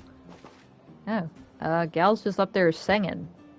Shit, it's like I'm in Mondstadt. Joshua! A member of Wildfire. Do I have something on my face, buddy? Huh? No, it's just that there's something I want to ask you. You look like you have your guard up. No, not at all. I'm just a little curious. Never mind, nothing really. Sorry about that. Come on, what's going on, buddy? What do you want to talk to me about? I heard that you're from the outside. Is that true? Don't worry. I won't tell anyone. I'm from Wildfire. Is he? I'm suspicious. If you don't want to tell me, it's okay. I was just curious. Yeah, we're from another world. Huh? Another world? You're kidding me. Well, actually, you seem pretty serious. That's all I wanted to ask. If it's okay with you, I'm going on to... You're a pickpocket, ain't you? No, no way. If I were a pickpocket, Chief Oleg wouldn't have let me into Wildfire.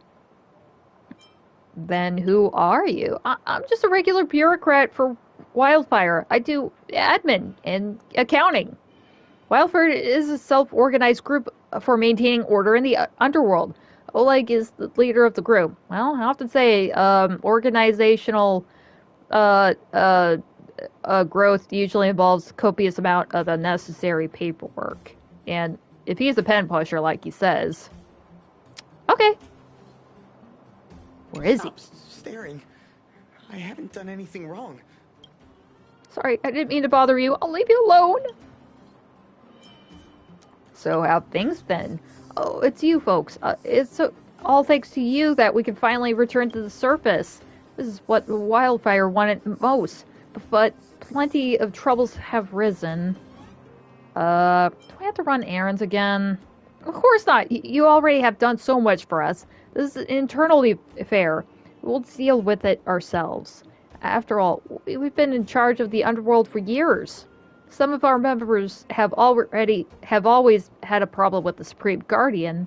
Now they've found a better excuse not to listen to her.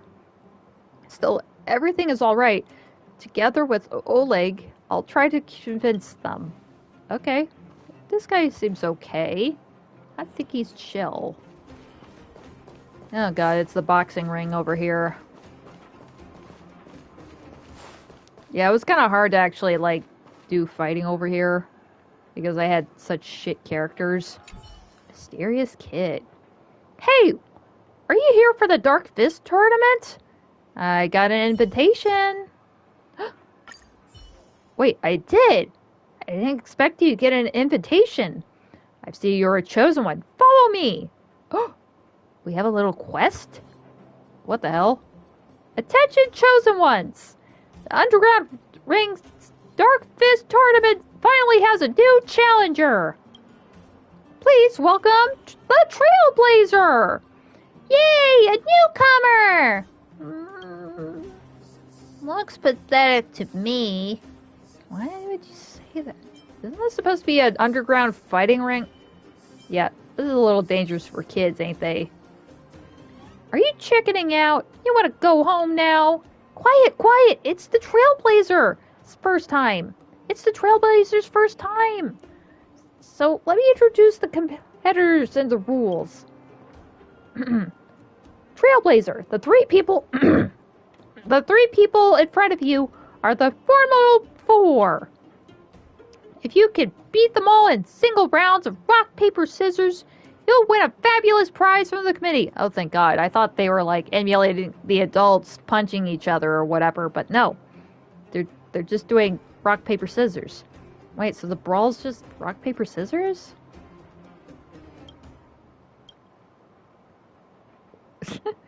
Why don't you ever... okay. Alright, quit yapping and start the match! I guess he's part of the four, ain't he? Okay, probably not. Go challenge the Formidable Four. Remember, it's 1 round each. Okay. Let's see if I can beat these kids in a game of chance and skill. And psych outs. Hi, miss. Here for rock, paper, scissors? The rookie Trailblazer is taking on Mary. On my signal. 1, 2, 2. Battles can happen unexpectedly, so what's your move? Rock. Scissors! Win! Oh no! Trailblazer has beaten Mary! Mary, one of the Formidable 4 has lost! Do you have a rising star? Do we have a rising star in the Dark Fist tournament? You think Hook's connected to all this? I'm impressed. Oh, I lost! This is just too good. Say your line, Mary. Huh? What about the weakness? Oh, right. You may have won this, but I'm the weakest of the Formidable 4. So enjoy the victory while you can. Looks like the child is simply having fun. Okay, I'm balling here. I'm balling here. The second of the Formidable 4.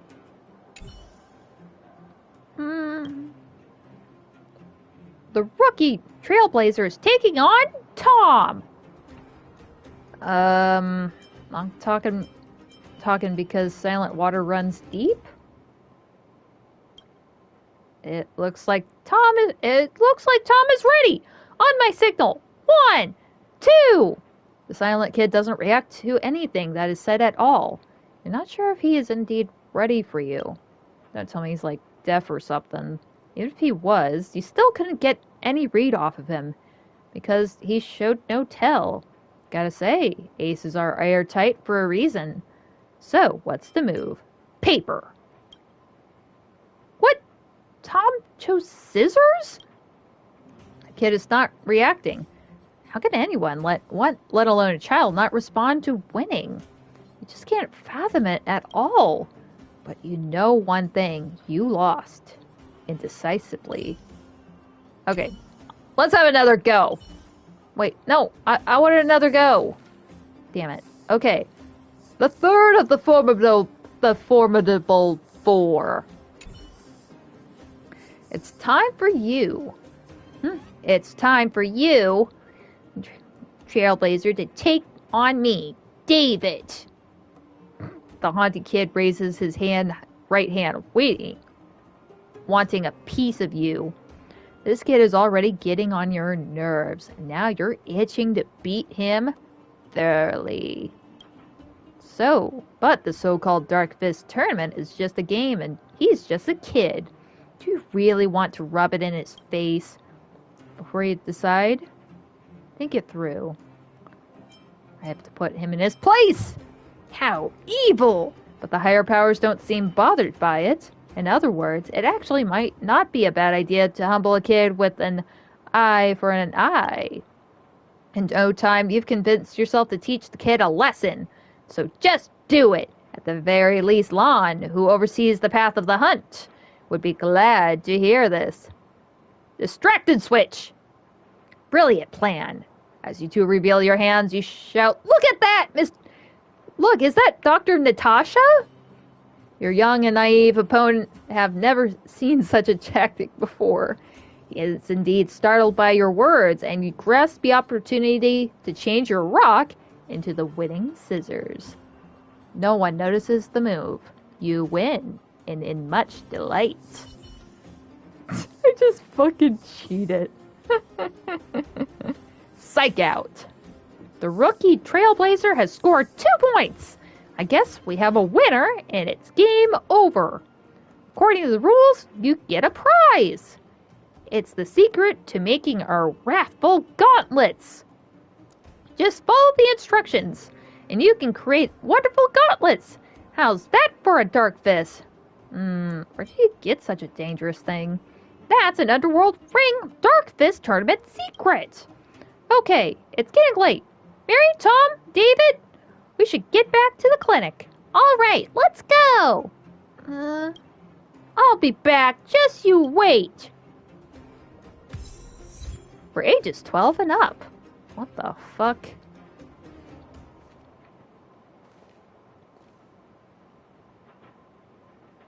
Damn, I would have figured Hook would have showed up for that. She's just posted up there. Damn, I didn't know I had an invite for them. My friend, looking for a ticket? Can't I just walk in? Oh, this is Scott with a C. Not with a K. We all hate Scott with a K. If you don't got a ticket, quit hanging around. Okay, never mind. I hate this Scott too. As I said, opportunity doesn't wait. Getting rich is just a matter of time when you are with me. Let me be clear, you already missed one chance to sign up. So if you want to be a boxer now, the basic salary and profit share ratio won't be as high as before. So, what exactly do you want to see me about? Did you hear? Klutzer passed away. Klutzer. Oh, you mean that thing. Monster armor. So, he's kicked the bucket, huh? I was wondering why I hadn't seen him for a few days. Luckily, he doesn't have any fights for a while. Otherwise, he'd definitely mess up my business. Gotta switch things up quickly before the scenes. You really are cold-blooded.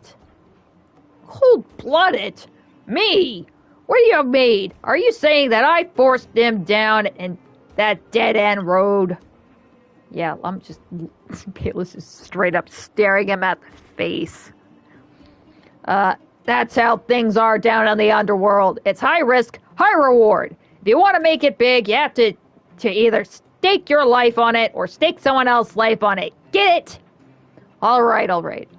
I've got something I need to do, and I don't have the time to keep blathering with you all about this. No. We ain't done with this, Scott. We ain't done, Scott.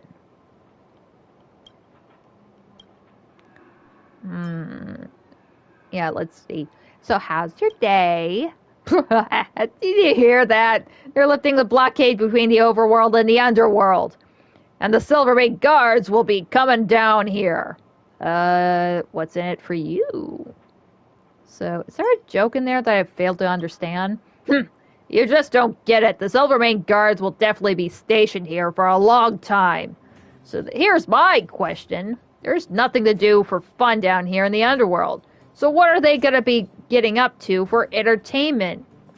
Heading up the fight club.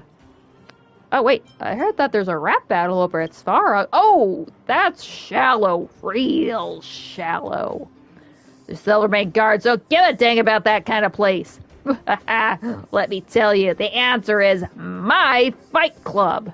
The guards stationed down in the underworld aren't like those heroes bearing down death every day on the front lines. All they do is stand or patrol. They must be itching to show off their skills. So you get it too. All the bloodlust with nowhere to vent. All you can do is rock up to the fight club and have a good time. I mustn't waste the opportunity. Now's the time when fortunes are made. Maybe I could fool a few rookies to take a crack at me, or even open up a branch up in the overworld. God, I hate Scott. I hate both the Scotts. Hey, you! Interested in signing with yours truly? No.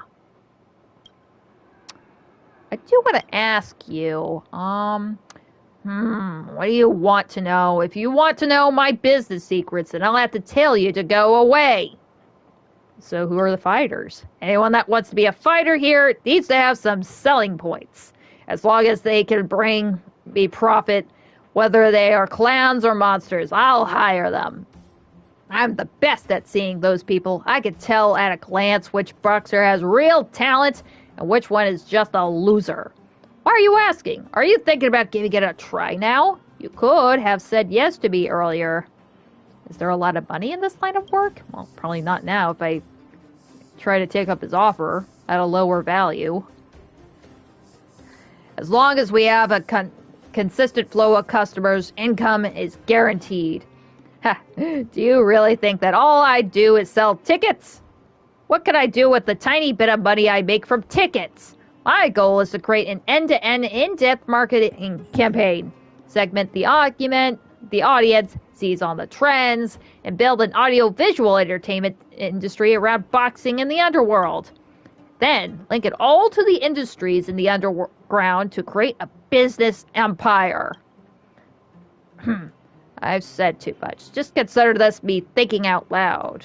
Pretend you heard nothing, okay? but I heard you mistreat boxers. Baloney! Who said that? Tell them to say it to my face! They are welcome to end their contract and find a job somewhere else if they can't take it anymore. The mining team would love to have one of those big burly guys. Maybe they're just too fragile. Instead of reflecting on their own decisions, they accuse me of abuse. The typical mentality of the weak. This is like Scott in like 30 years. That's it. I ain't talking to you no more. I spit on you, Scott, with a C. Fuck you. My friend, looking for a ticket? Gotta hate that guy. What's it? That's it? Even I can do that. Okay, looks like a... Oh! Looks like Luka's over there. Hold on, let me speak with this guy. So yeah, there was like some boxing match. That took forever for me to get. I just had to level up most of my characters just to, you know, get through the goddamn fight without me dying. Because, yeah, I recommend probably having your characters higher than 20 levels. At least, maybe, I don't know, 60. Probably. And having any relevant relics on them. And upgraded talents. At least, I don't know, one talent that's rated to 4. It took a while for me to get through this. From the beginning of the game. Where I had nothing built. I still don't have anybody really built. But I'm glad I managed to get through this. That way I got all my jades that I ended up blowing for not getting Sunday's light cone. That sucked. An all-new season of the Fight Club has begun. If you want more information or join the matches, feel free to ask me about it. I will do my best to provide you with all that you need. Can you please tell me about the tournament rules? Of course, what would you like to know more about? What are the rules for the point-based tournament? Have you heard of the ladder leaderboard? It's a list recording every boxer's match points. The higher your points, the higher the rank. You'll earn points for every battle you win. In other words, the higher the points, the stronger the boxer. For both you and your opponent. It'll also mean that the more you win, the harder it gets. But I guess you're ready for that, right? Side note, we've also prepared different leagues for participants of different strengths. And they are in order: featherweight, lightweight, welterweight, middleweight, and heavyweight. And the score on each board is calculated individually. You can choose one of them and face off with opponents of different levels. You can even place first in all of the matches and take all the rewards of the season by yourself. However, each of the 5 leagues will begin during the subsequent days on the alternating schedule. If you want to experience the heart-racing battle, don't miss out. Yeah, I'm not talking about this none more. No worries. If a question does arise, feel free to ask me anytime. Okay, Luka's over here. Wait, no, there was a thing over here. Ooh, your poster. All sorts of posters, invitations, and notices are plastered upon the wall. One caught your attention. It looks new, but there is an abundance of dirty fingerprints on it. It is clear that for many people, the boxer recruitment form had ignited their fighting spirit. Ew. It's covered in like a bunch of prints. Anyway, Luka! Oh, this must be him, like after the Fight Club thing, or after the Svarog fight, or him coming back from the LaFu, whatever. Whew, if it isn't the Fight Club Rising Star! The Trailblazer! I thought you lot already left this planet for more chivalrous adventures in space, but you're still here! Oh wait, this is Mr. Dig. Did you come all the way here to scratch your boxing itch? This might be a bit tough since it's the off-season now. I know who the redhead. You got quite the crowd here. Of course, just look who's back. That guy, yes, the red-haired boy surrounded by fans, is the 27-time champion of the Fighting King Challenge. Luka, Multamerfail? Luka is the favorite student of Chief Oleg, and one of the most reliable members of Wildfire. He also known for being approachable. Despite it all, That's not an easy ask. I too am the champion. Where's my crown of adoring fans? Did I say Luka is a 27-time super champion? No. You get more fans by accumulating achievements. Don't worry, I bet you'll have your own fan club soon. The club might be crowded now, but these fans won't be sticking around for long. I've seen this all before. If you want to chat with Luka, just wait till the fans leave. The club might... Luka, have you been working on some new ultimate techniques lately? Yeah, I guess this is technically before we really got to meet him for some world quest. Well, that's a secret. You'll have to wait and see. Big brother Luka, will you teach us how to fight in the future? If the chances arise, then definitely. Oh, on the condition that you work hard and eat well. There's so many people talking, I don't think I can get a word in. I'll come back later after the crowd has died down. Is that gonna happen? Luka! Luka! I don't even think I have Luka.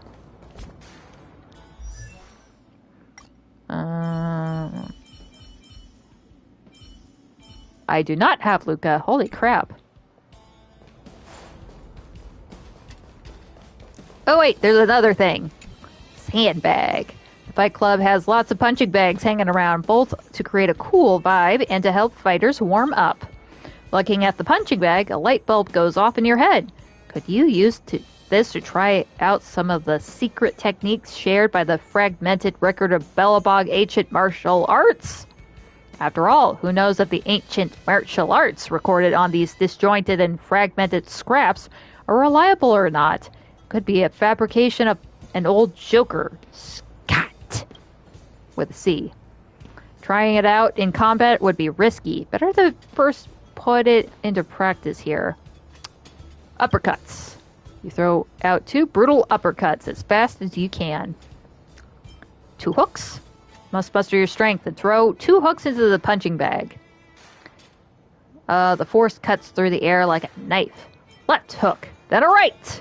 You throw a left hook, closely followed by a right hook. Then you throw out a right hook, closely followed by a left hook. Looks like this fragmented record has not served its intended purpose. Feels like a trick from that old clown Scott. But then again, perhaps you haven't been following the training manual. Oh, I have to do it like in a specific order? Wait, what the hell was it again? Oh, the fragmented record. Okay. What? God damn it. Oh man, where did that come from? Oh. Yeah, I think I screwed up the order there. Oh well, I'll revisit that sometime.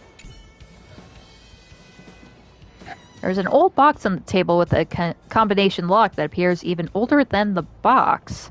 Next to it is a memo with sloppy handwriting that reads, Mr. Scott's box, containing nothing valuable inside.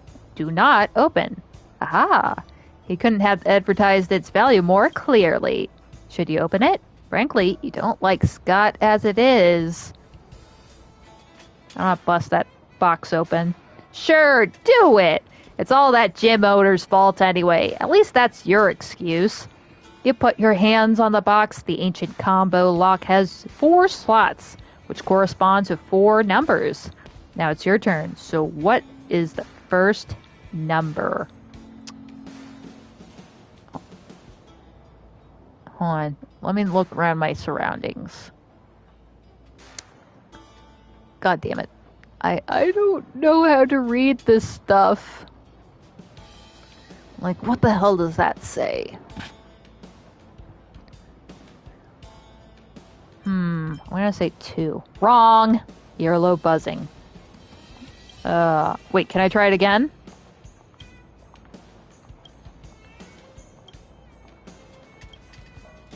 Okay.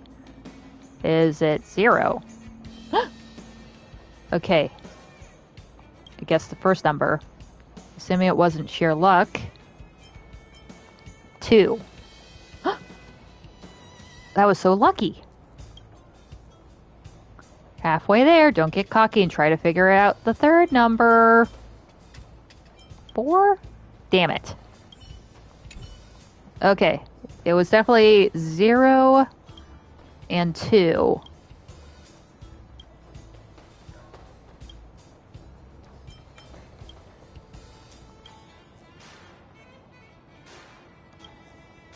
Damn it.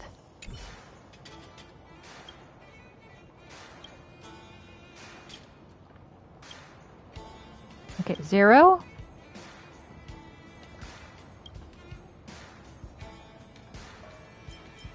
Two. Okay, I guess 4 and 0? Was it 1? Okay, 0, 2, 1. Come on, I'm almost there. Wow. If it's not luck, now get the 4th number right and open the darn box. 3? Holy crap, I did it! You got it all figured out. The click heralds your victory. The greedy gem owner deserved this. Take your spoils. You deserve everything inside. Is it Scott's handwriting? Incident report compiled by the guards. February 15th, 685 AF. Traffic incident casualties report. Bellbog Traffic Department. Follow-up coordinator. Slivermane Guard Patrol Captain Panton Cooper, Bellbog Traffic Department Officer Mary Bradley. Incident description. At 1933 on the evening of February 14th, 685 AF, a car accident occurred in a business street of the Bellabog Administrative District. A 675 bronze wall sedan collided with a mother and her daughter as they crossed the street.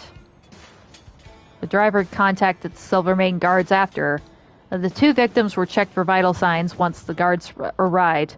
The older woman was found to have died instantly, while the young girl suffered serious head trauma and was immediately sent to the hospital, where she remained in a coma as of the date of the report. The driver and his vehicle had both been detained by the Slivermane guards, pending further investigation. The victims' identities have been confirmed. The deceased is Alyssa Prince, age 38, and the seriously injured is Beatrice Prince, age 5. Jesus. As of 22:15 on February 15th, the Slivermane guard has contacted the surviving spouse, Scott Prince, age 40. Mr. Prince works in the underworld and expressed extreme distress upon learning of the situation. The traffic department will arrange for psychiatric support. For any follow-up questions about this incident, please contact Mary Bradley at the Bellapog Traffic Department. Jesus Christ. You put the gym owner's notes back in the box, gently close it up, and lock the combination lock. Just pretending it never happened is perhaps the best conclusion. Oh, there was some monies in there. Well, I feel kind of like a piece of shit, but so did he. So I guess I kind of forgot what the hell the date was for this. So this could have been a long time ago. This probably was even before the closing of the. It'd be one thing if it was like during the closing of the underground. If this was before, maybe he could have had the choice of, being able to stay up there, but I think this happened during the closure, because apparently the only relative that could be contacted for this little girl was her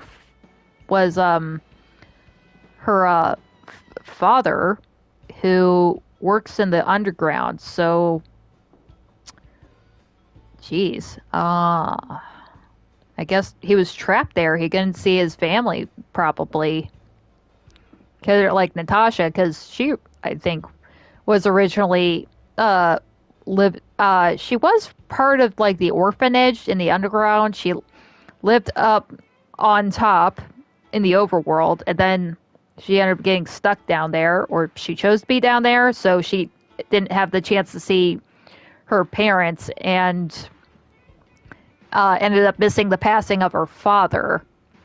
So that was pretty upsetting. And I think her mother had some issues too. But at least they were able to reunite with each other. But yeah, I could see how this could probably really affect the guy if the guy literally could not go up to see his family. This was before the closure, and he just decided to live in the underworld full time. He may actually somehow be sending money to keep his daughter alive. Man, I wonder why he's such a little money grubber, but still, that's fucking dark. Okay. Well, I'm just gonna leave it at that for right now. I'm gonna take a quick breather, stretch my knees, unbend my knees, because my knees are up here. Yeah. I'll be right back.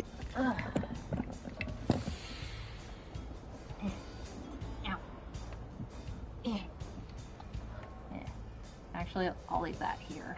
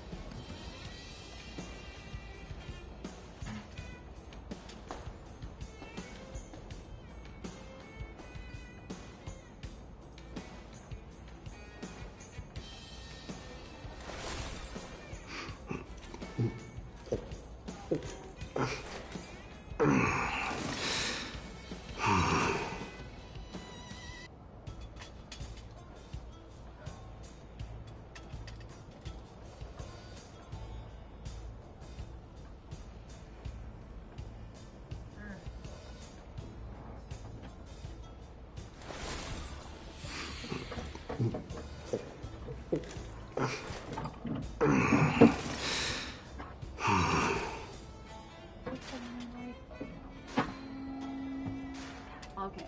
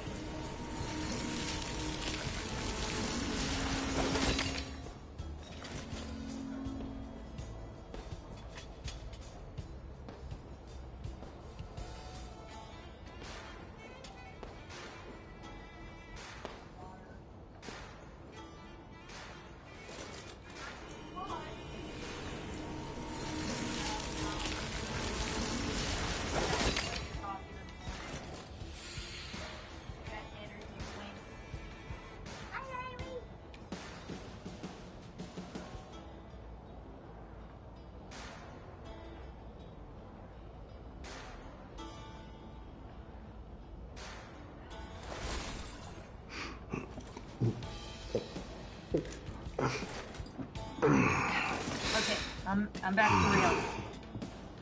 Ow. Ugh. Huh.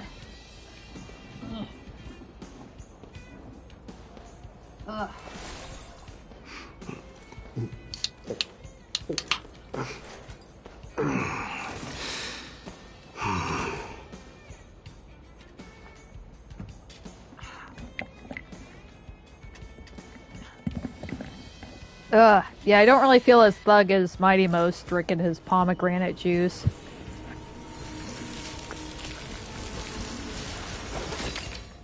Damn, that was cool. But yeah, give it up for Mighty Most. Yay! Thanks for keeping everybody entertained. And, okay, let's get back to it. I'll have to revisit the, punching bag. I'm just talking to NPCs. And whoever the fuck else is here. For a ticket? You don't got a ticket. Quit hanging around. Can I bring it up with Scott here?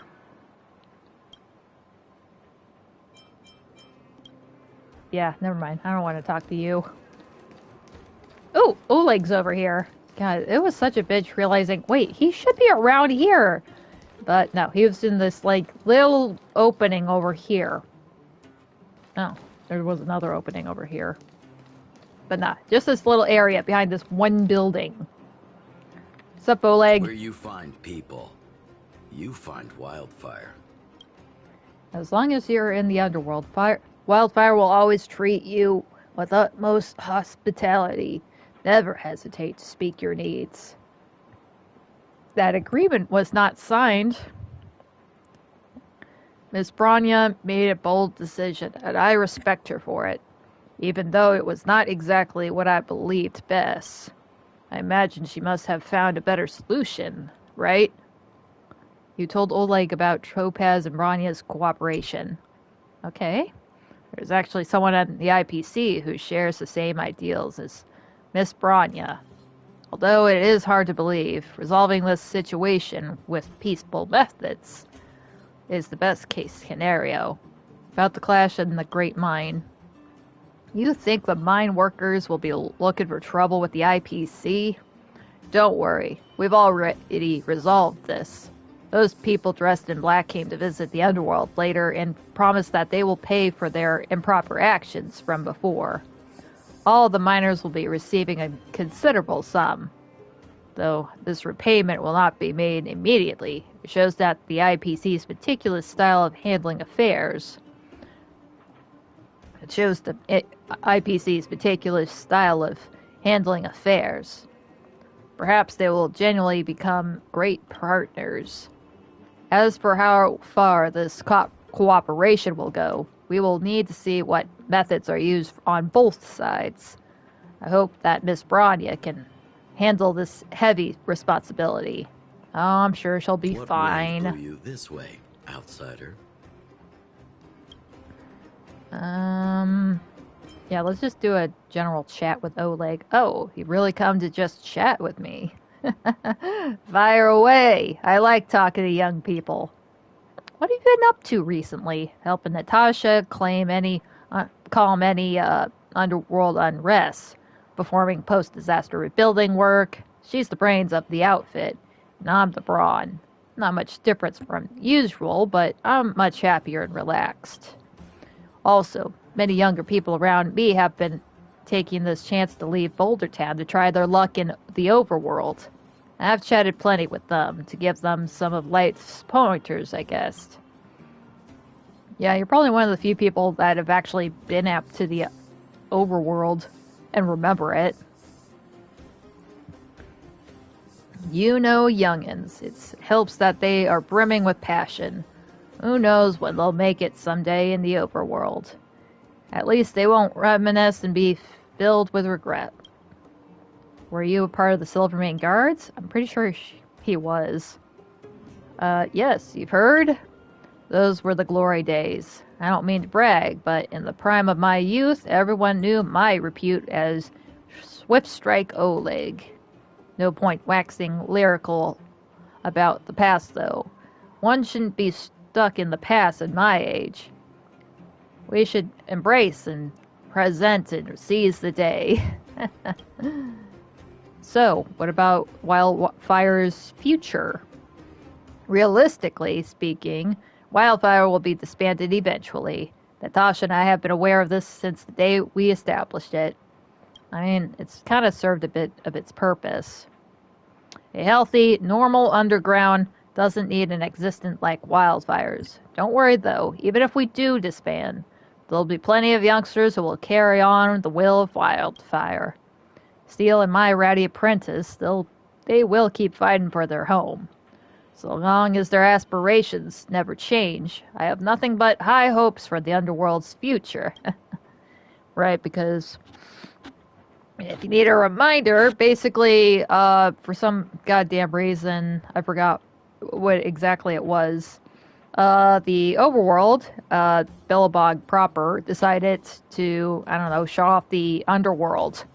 I mean, sure, they'll probably still get a feed of geomarrow from the mines in the Underworld, but yeah, they weren't allowing anybody to go there or come out from there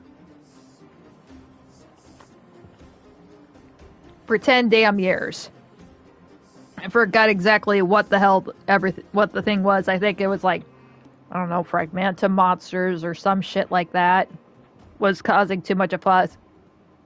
It might flood Billabong itself. But anyway, Slivermane guards just pulled out, kind of left everybody for dead. So, and Wildfire was kind of the people that decided to rise up to bring some order and protection and policing for any people that remained back in the underground. So yeah, now that the Billabong has reopened the underworld, people are free to go in and all that, and Slivermane guards can step back in to take control. But it's going to be I'm pretty sure they definitely figured it's not going to be a smooth process, but it's going to be a process nonetheless. So there'll be a time Wildfire might get disbanded, but it'll be a long time. Anyway, what do you think about the current Supreme Guardian? Oh, that girl. I knew she was special the first time I laid eyes on her. Sorry, I have a bubble in my throat. To a certain extent, I feel like she's just like when Concolia was younger. And trust me, that's definitely a compliment, except that Bronya's less glum and more sincere. I believe she will restore Billabong to when it was before the blockade, or perhaps even better. I mean, you all already took care of that Stellaron thing, didn't you? A major undertaking can't be accomplished by a single person, regardless of her individual strength. It's a good thing her sincerity has touched so many. We're all glad to be helping her. Anyway, good talking to you, Oleg. Oh, leaving already? Haven't had my fill. Crazy old goat. Okay. Got anything to say, brother? Whoa. Street lamp. A street lamp. It plays a part of the Zeitgeber and the dim under... whatever. It's a light. Can I see a trash bin here? Oh. Oh, God. I can't believe I have Mighty Most rooting through trash.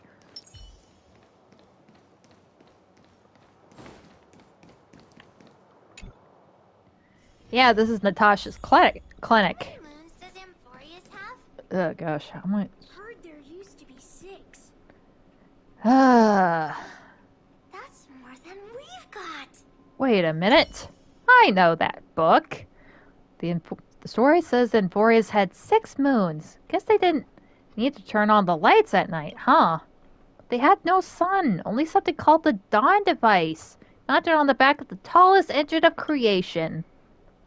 Yeah, the statue of, Kefali. Anka, you're only getting half the story again. It's not called the Engine of Creation, it's called the Titan. Can someone really carry the sun on their back? I'm not so gullible, kid, you could fool. Bitch, you haven't even seen the sun before. You don't even know what a sun is. You've never seen the sky. All you've seen are the rocks and dirt. And flickering lights. I can testify, I carried that sun myself once. Carried the Dawn device? Right, I could totally take on Uncle Svarog. But will Belobog one day vanish from the universe like Amphorians did? Leaving behind nothing except a book? Well, that's a dark thought. If that happens, we'll never get to eat popping candies again, or listen to the Natasha's stories. Nor playing hide and seek, or cheering for Big Brother Luka in the arena. But don't worry, you guys won't disappear. Yeah, if the day ever comes, I'll stand tall like the heroes of Amphorius and protect everyone in Boulder Town. Local heroes, everybody. Then we could sign a trade, adornment with the informants, just like we did with Xianzhou. Anka, you forgot the name again. It's called the Mutual Benefit Trade Agreement. That's not the point. The point is we can go to the hot springs in Akama, ride dromuses, and I want to raise a little chimera. Yeah, those little fuckers are cute. But, can we really take an interstellar flight to Amphorius like Boss Hook? Yeah, it was kind of weird that during, like, the Grand Order, Fate's Day, exchange, Hook was there, and I'm not sure who brought him there. They just trust Sampo just to watch over her and Penacony. That was kind of weird. Anyway, taking the Astral Express isn't bad either. I really wish I could grow up faster. You know, don't say that, little Anka. I mean, seriously. I mean, your head will literally hit so many goddamn things. That's pretty much how I learned that I was getting older. I kept bumping my head and everything. If anything, I'm pretty sure one of my earliest memories was me fully thinking I can just run underneath a table, but I ended up nearly poking my eye out. Anyway, Natasha! Are you hurt? Let me take a look. We meet again. How have you been? With your help, the people here have regained hope. Reopening trade routes with the overworld has given life new meaning for people who were once struggling just to get by. Even though there's still many things to fix, it sure is a great start, and it's all thanks to you, Trailblazer. Yeah, are you happy with how the IPC are handling things? Honestly, ever since the IPC decided to get involved, we've ceased to have any freedom to make our own decisions. If it weren't for the mercy of Miss Topaz, the current situation would be a lot more dire. Unawed, then faced with overwhelming power and malevolence, fighting to get any advantage she can, Bronya has proven her outstanding qualities as a supreme guardian. My opinion of her has only improved. The planet needs time. The rights that Topaz has fought to earn thus may not last forever. We need to speed up our process in case the IPC someday backtracks on its commitments. Although, there is nothing more comforting than knowing that the fate of Belobog still lays in the hands of its children. Oh, gosh. Okay. Alright, looks like there's nobody else here. Oh man, it's like 3 o'clock right now. I've been doing this for like nearly 2 hours or something. So I might actually end up like calling it right here pretty soon. I'll at least get this square at least. And then, let's see. Fuck, then I'll have to talk with the Great Mine. There's probably not really anybody in Revit Town. The robot settlement. God damn it. Oh yeah, and the, where the hell is it? Old weapons testing ground. Okay, maybe I'll just keep going over here and just keep going. If it gets to like 3 hours. Who knows? I might actually be pretty close by then. I'll see. I'm still pretty good. I got my Cherry Swiss Alani new. Got it. I don't care for cherry. But whatever, it was part of the 12-pack. It's over. It's all over. Uh-oh. I'm seriously worried. Can you not make it worse? Well, what happened? You don't know? Something big has happened. Hold on. Give me some time. Something I cannot forget. Don't want to forget. Absolutely must not forget. What was it again? No, I'll deal with it some other time. What is it that you want to see me about? I have to ask you something. What is it that you forgot? I don't know. What I do know is that it was something I should never forget. Look, give me some time. I'll try to retrace my memory. Let's start with who I am. My name is Maxime. I don't think you need to start from the beginning. Don't interrupt me. I've had a hard time just remembering my name. Maybe you have a concussion. And then, what do? I'm a miner, right? I think most people here are miners. They work in the mines. That's a pretty reasonable conclusion, given how you're dressed. Okay, let's just assume I'm Maxime, and I'm a miner. And what's next? It's over. It's all over. Crap. He's circling back. You remember the way to the clinic? You know, it's just like literally you're facing it right now. It's just across the square. What do you think? I'm ill? Yes. Never mind. I'll go over it all again. I'm sure I can remember something. Take your time with that. No, I'm gonna keep talking to him. What was it again? Wait, what is it? It was just on the tip of my tongue. Oh, no. So have things been lately? Let me think.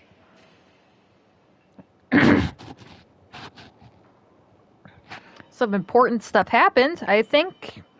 And it had to do with the over and underworlds?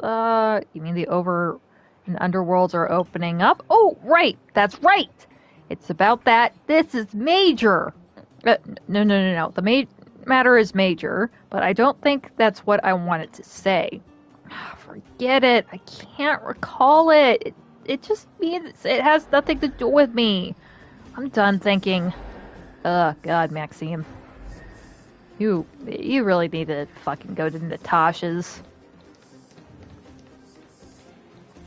Ah, yeah, this is part of the moles. Should I take the gift? It's you again. Are you here to see me? I'm so happy. Let's get to know each other. Are you guys expecting a gift? You didn't know? The kids in the clinic gave me gifts every day. Oh, why is that? Well, I don't know. Maybe they're just nice? I'm happy to get gifts, but sometimes there are too many. I feel pressured. It's not nice to say no to gifts, so I accept them all. You know what? Sometimes kids even fight over giving me gifts. I just hope everyone can get along. Well, why are they giving you the gifts? Hey, what are you asking me for? Don't be a jerk. Why am I a jerk all of a sudden? I just want to... a lot of kids want to give me things and tell me they like me. Grown-ups call it that pursuing someone, but I don't really understand. I feel... Sorry, what did you say? You can tell me if you have any problems. People must like you a lot, Alina. Not really. You just made my day. Thank you. Actually, some kids in the clinic don't want to play with me. Why? I'm not sure why. A lot of kids in the clinics don't have moms and dads, but my mom and dad come to see me sometimes. When my mom and dad are here to pick me up, those kids always hide far away. They don't want other people to see them. I think maybe that's why they don't want to play with me. I gotta go. How about you, Julien? popping candy. Oh, it's you again! On a classified mission for Boss Hook. The goal of the mission is to get my hands on that popping candy in the Wonderworld. On all the popping candy in the Underworld. Did you buy the Adventurous Moles? Yep, it's great. I read the whole thing in one night. Well then, when's the author putting out the next book? Don't tell me they don't tie up all the loose ends. No way. Oh, we gotta get another book now. Correct. It'll be too late by the time I grow up. Even though I'll keep reading it once I grow up, I don't care. Just give me a new book, author. Thanks so much, miss. Everybody's super grateful. When you have the time, tell us all about your adventurous stories. Okay. What was that? Snow White popping candy. Okay, I'm wondering, what are you doing here? You seriously do not understand? I, Juliet of 1,000 Faces, am honing my own disguise skills. But you're skilled already, aren't you? Well, your praise doesn't excite me. Anyway, the next time we play hide and seek, you won't be able to find me. I'm 100% sure of that. How exactly do you disguise yourself? Yeah, he full on looked like an adult when I was looking for these kids. It's a secret. I'm not going to tell you. Can you tell me, please? No! That's one of the most important secrets. As the right-hand man to Boss Hook, I would never reveal such important information. You might as well give up. You win. Good. It's better for you to not know everything. If you can bring me 1,000 packets of Snow White popping candy, I'll consider teaching you my disguise technique. Okay. Wait, can I actually just give him a shitload of candy? Where can I get some Snow White popping candy?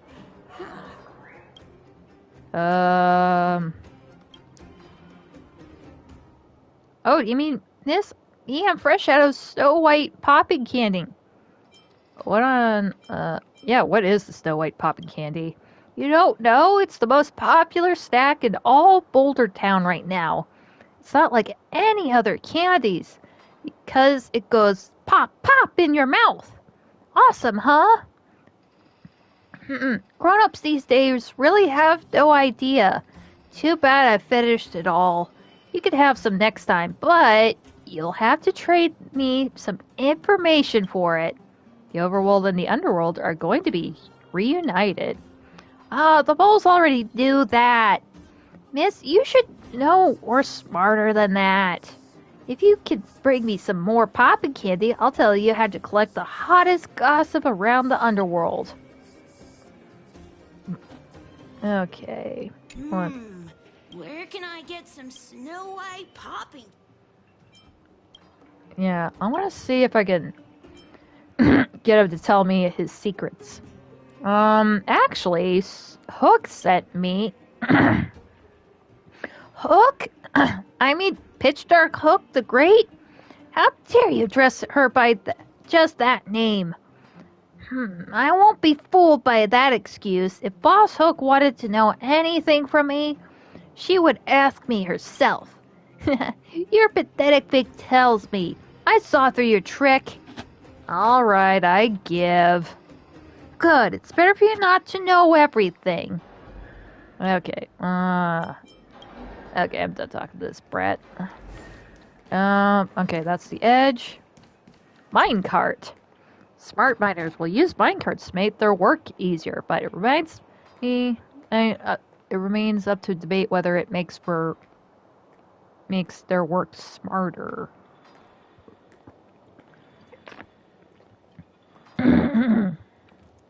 Ugh. Okay, there can't be too many people here.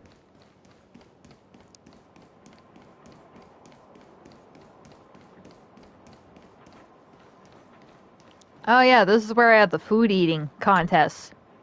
Ah, look there, this isn't this our old friend? What's up? Hankering for some local Boulder Town snacks to fill your belly? Who's those free snacks that you've mentioned before? Oh, of course, yes. We do business here with integrity. Look here. This one's fresh out of the pan. Have a bite and enjoy! Rye bread soda? Let's see. Oh, shit. He's just giving me some fucking freebies. Alright, crystal lizards. Kebabs. Shit, he just keep wild herb soup? That just looks like water. God, how many of these is he just gonna keep giving? God, I'm gonna clear out his whole goddamn... look, I've given you a free sample of everything in the menu here. We're a business, not a charity, right? Hope you could forgive us. Okay, that's fine. What does he even have? Okay, so got some rye bread soda iceberg. What the hell is that anyway? Cold snack made with rye bread soda and moo yogurt. It is sweet and delectable, full of wheat flavor. Wheat. At the beginning of the eternal freeze, many migrants thought there wouldn't be need for cold snacks in Belobog, but soon they couldn't resist the frozen delight. Yeah, I feel like crushing some ice cream right now. Snapper jam appetizer. Ooh, sausage! Stone grilled olm.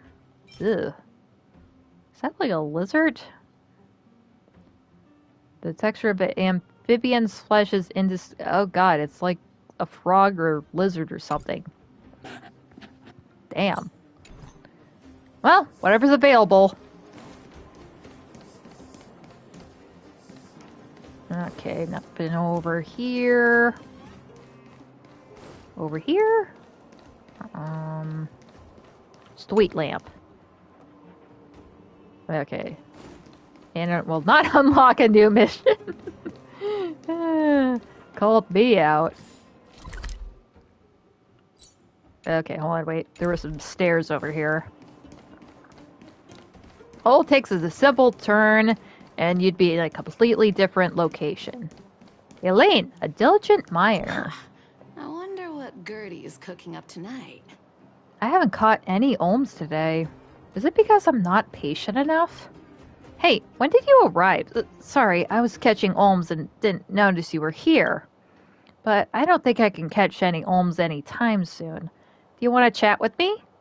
Yeah, let's talk. Any place worth visiting in the underground? Worth visiting? Let me think. The Gotha Grand Hotel, probably. And then it's the Fight Club. How about the hotel? The Gotha Grand Hotel is right there.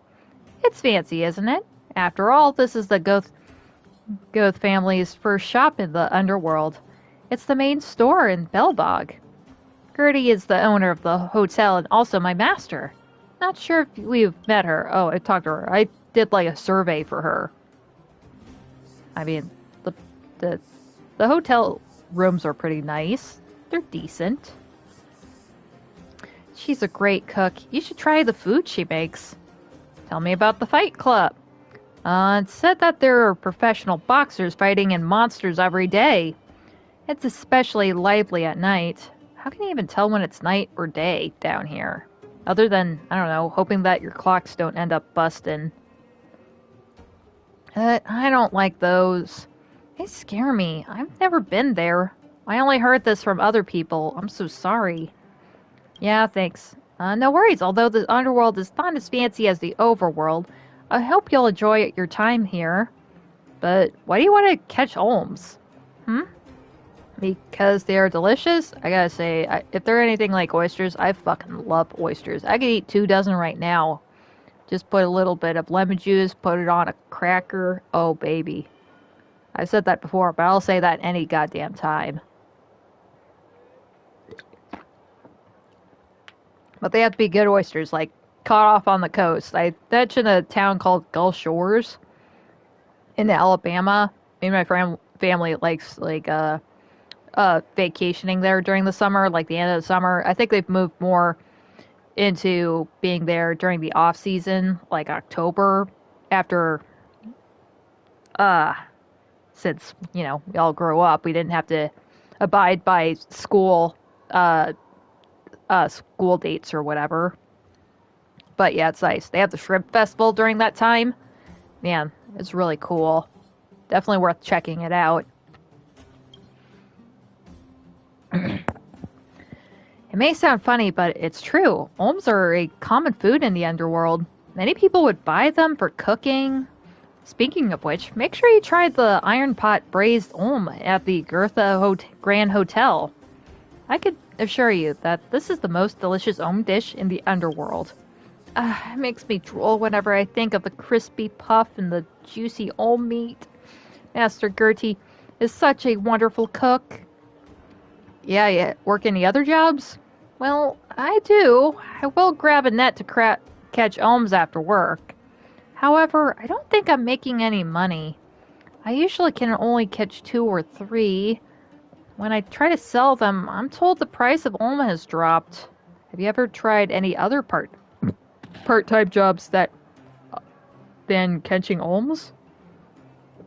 Well, I did. Actually, quite a few. But I only tried once or twice. In the end, I realized the other jobs were more tiring than catching olms. Also, I'm not making much more money. But catching olms is already not very profitable. I really don't get it. Am I just unlucky? I shouldn't keep you then. Yeah, I think... Yeah, she's got some problems. Just the normal mailbox. The cable car operator. Ready to climb aboard? No. Yeah, I'm not ready to go up top. Bow away the miner's lamp. If you're looking for ancient relic appraisal, find someone else. But you could tell if you have some other business. Yeah, he's like a appraiser. Did you buy the vein detector? Oh, did a little bird tell you? All right, I won't pretend otherwise. Yes, old man Fursman sold it to me. Oh, yeah, Fursman, Hook's daddy. He sold his little detector thingamajig to this guy, apparently. Sadly, I wasn't able to get hold of the Geomero probe. What good is this detector on its own? Did you send the thief to steal the detector? I didn't attend the auction. Yeah, but aren't you a scrap collector? Clearly, you don't understand the value of ancient relics. Shame. It's becoming increasingly difficult to find a Geomero probe. The more I think about it, the more I realize that this deal was a big mistake. Why not just sell it to Fursman? Well, Fursman has the Geomero probe. Really? I'll give you the benefit of the doubt. Let me find Fursman and ask if he intends to sell the probe. Damn. You see the sign, right? Business temporarily closed. Can we talk? What are relics? Are you sure you're not here to mess with me? Fine, I understand. You are an outsider. It's normal that you don't know the history of Belobog. Now that you've asked, let me explain to you. Do you know the eternal freeze? You mean the reason why the whole planet's a fucking snowball? I do. Good, you seem to know some of the history here. Although it's warm inside the wall all year round, there are constant snowstorms outside the wall. If you are really from the outside, you must have seen it. This snowstorm isn't just temporary. Since 700 years ago, this heavy snow hasn't stopped for a minute. Before the snowstorm, Belobog's technology level was way much higher than it is now. Belobog residents call that ancient times. As the name suggests, relics are antiques from before the eternal freeze. But what have you appraised? Too many. I can't I could keep talking about it for 2 or 3 days. But the most interesting thing is the torture device from the old world. Like the collar around the neck or anvil that automatically heats up. The life of criminals in the old world must be hard. Well, that's fucking terrifying. Why did you have to tell me about the torture devices? Couldn't you be like, I don't know, what's this wacky little doohickey? Oh, it's a vegetable peeler that's automatic. Oh, this thing massages you. No, something heats up your fucking hands and burns them to a crisp. And a straight up shock collar. What the fuck? Anyway, what's your process like? Well, first of all, people bring their relics to me, okay? After it's handed over to me, I will start to evaluate it. After the appraisal, I will tell them the relevant functions and a price reference. Basically, that's it. The last step is I'll charge according to the difficulty of the appraisal. I'm interested. How do you distinguish the difficulty of the appraisal? It's a bit complicated. Most smaller items have relatively simple structures. You can find out its function structure by referring to respective documents. The bigger items are the real trouble. Generally speaking, I have to disassemble them and check everything carefully. Well, I guess that would happen. Refer to documents. I have collected all the remaining newspapers and magazines left from the old world. There are articles that show items with similar appearance and function. They are of a great reference value. There's a lot of knowledge about relics, right? It must be eye-opening for laymen like you. Yeah, whatever. I'm not talking to you none more.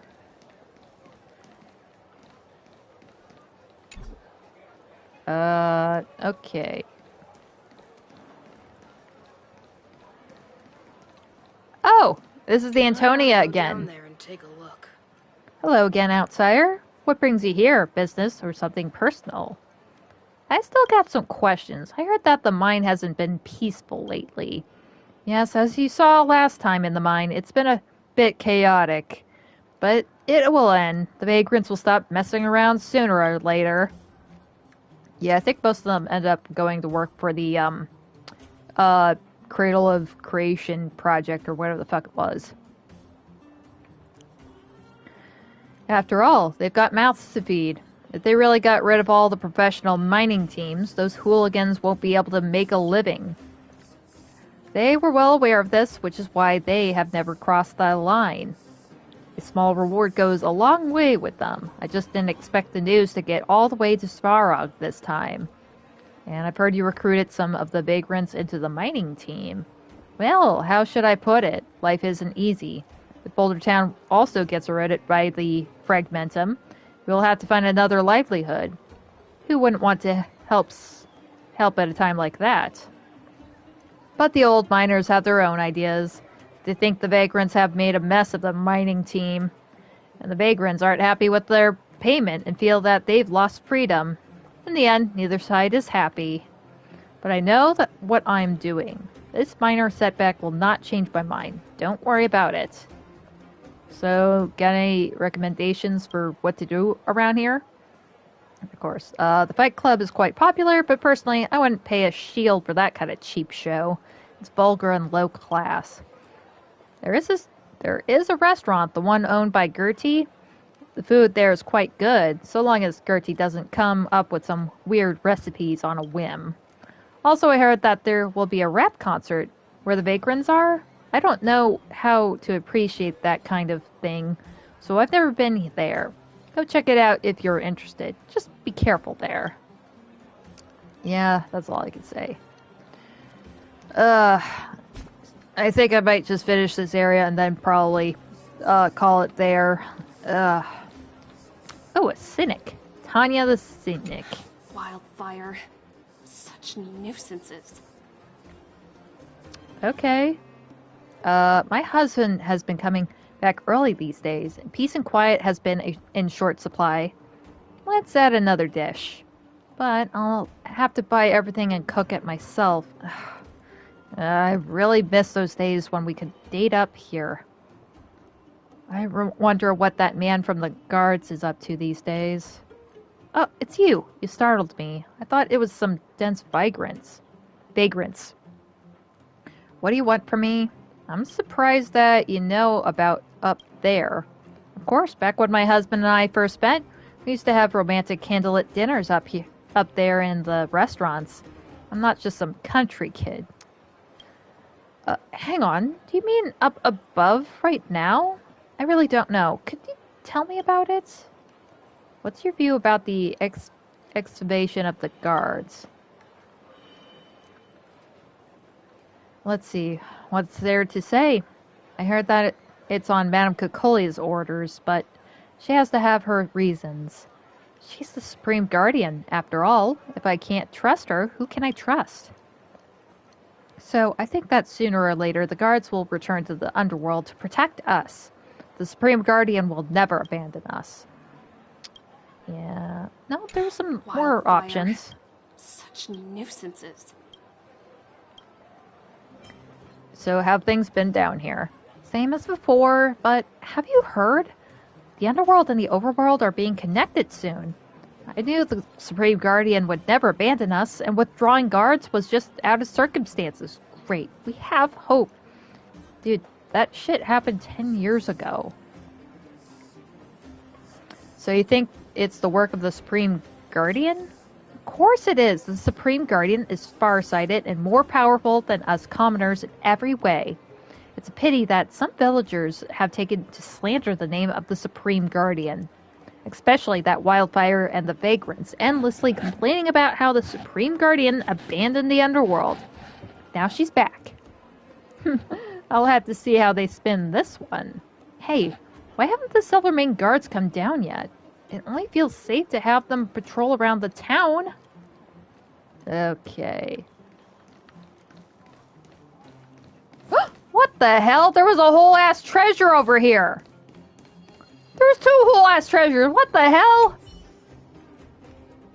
Hello? Are you here to try your luck too? Luck? That's right. Luck. Do you see the 2 chests over there? I do. One contains good luck, while the other contains bad luck. Open one of these chests and see if you are lucky today. What's inside the chest with the good luck or the bad luck? Is this some kind of con? A con? You're funny. No, you don't understand. The unknown is what makes gambles so alluring. All the weight lies on the decision-making process. Good or bad luck, it's all a matter of personal experience. No one has the right to interfere. Make your choice. I'm gonna go with the small one. You open the small chest. The smell of rotten wood pervades your oh god. The inside of the chest is completely black, but in the corner of the chest lining, you see a flash of light that particularly catches your eye. Well, I may as well see what it is. Your hand trembles as you reach into the pitch black darkness. You take a hold of a pile of rigid, shining objects. Oh god, don't tell me they're like cockroaches. You bring your hand up to your eyes and closely examine the multicolored crystals in your palm. If these beautiful little stones don't represent good luck, then your values would be completely overturned. Dazzling rainbowite? What the fuck? Only the extremely lucky can get their hands on this crystal. It doesn't look like it has any practical value, but it could be sold for a good price. Okay, I'm probably gonna have to keep that. Good, you chose well. Today, you have received fortune's favor. This is a great gift. Remember, never forget the importance of your decisions. Any decision. I'm not gonna ask what's in the chest. Is this... What the fuck? Does this also include this choice right now? The lady gives you a sly look. Her expression quickly turns to normal. You learn fast. You always remember that you have what you have learned today. Watching you make decisions is fascinating. The process is worth savoring. Until we meet again. You blink and she's gone. The mysterious woman has disappeared before your very eyes, vanishing without a trace. This really was an unusual encounter. But the chest is still there. It hasn't gone anywhere. There it is, a container that conceals bad luck. What should you do? The choice is yours. Bop. It looks pretty much like the chest you'd come across before while exploring. Maybe that woman was trying to trick you. But what if she was telling the truth? A putrid smell rushes towards your face. It's not the smell of wood, rust, or food that has long gone bad. It's the sense of an incomparable hostility. Focus! Oh, shirt! Bloom.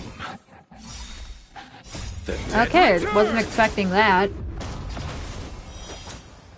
As you wish. Burn it all. Receive divinity. Now accept your punishment.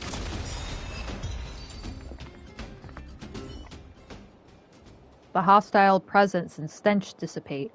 An empty chest lays in front of you. You have no idea where that ferocious monster comes from, but you recall the voice of the Lady Magician.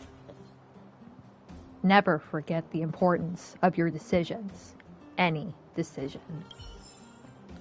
Ooh, got some shields and credits. Nice. God, I didn't know that this shit was over here. Aw, looks like somebody's getting a scolding. Okay.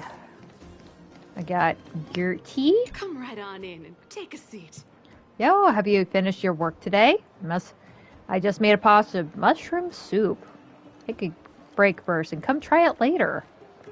Did you manage to buy a gift? Oh, you mean at the auction? Yep, I got something. Thanks for remembering. I didn't bid on the big old bear this time, but thought of something later. Natasha is ingenious and loves taking care of kids. She'd have a backup plan for me, I was sure. And sure enough, she did. Natasha sewed up a rabbit doll for me just like that. And it was so cute. I gave it to my niece and she loved it. Natasha is such a good doctor. We're blessed to have someone like her in Boulder Town. Speaking of which, Oleg is also our regular customer. Iron pot braised lamb, our signature dish, is his favorite. You should try it. Oh yeah, I kind of forgot she was also part of like that story with Hook. Like the reason why she sold the bear, she ended up selling it at an auction, and we were inviting people to attend the auction.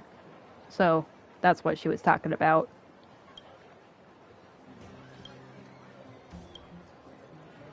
What dishes do you recommend?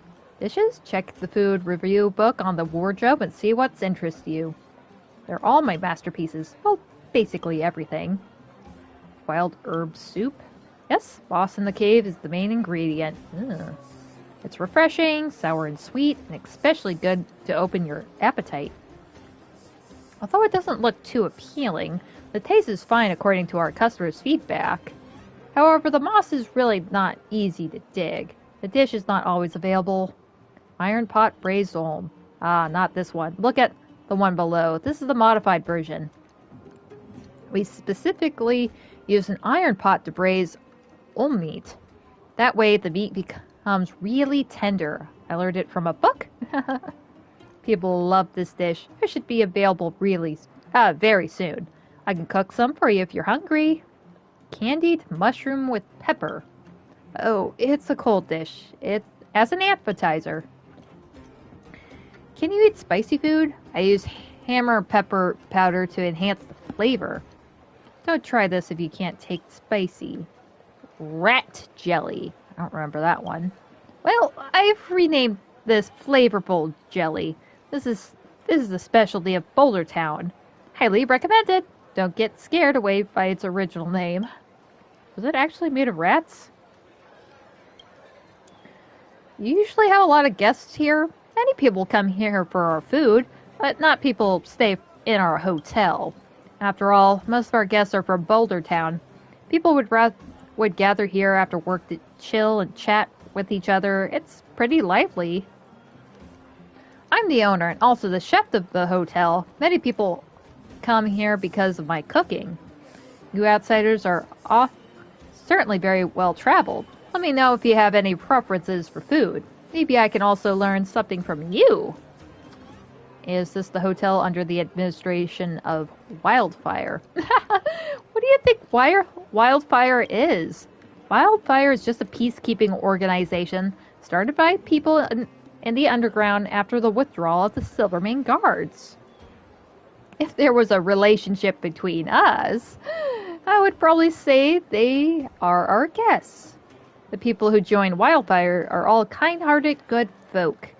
Oleg wouldn't let any lazy good-for-nothings join. I have a nephew who works for Wildfire. He says they are really busy every day. Speaking of which, Oleg is also our regular customer. Yeah, she already said that. Wait, is her nephew Joshua?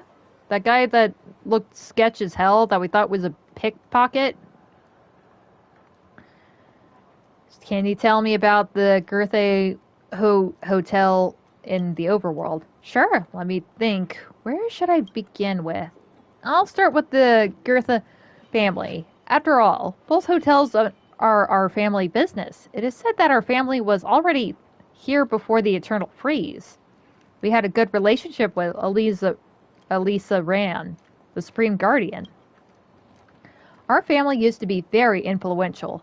Have you heard of the Landau family? I guess we were similar to what they are today.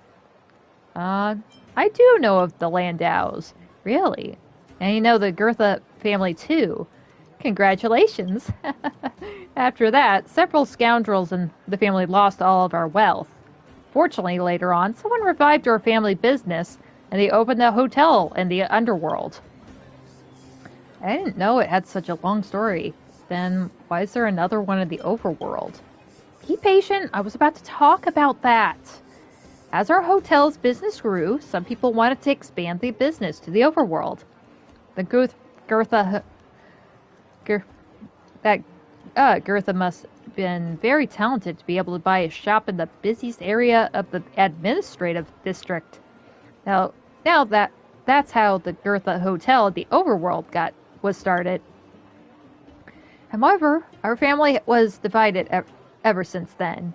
Now there are two separate branches of the overworld and underworld.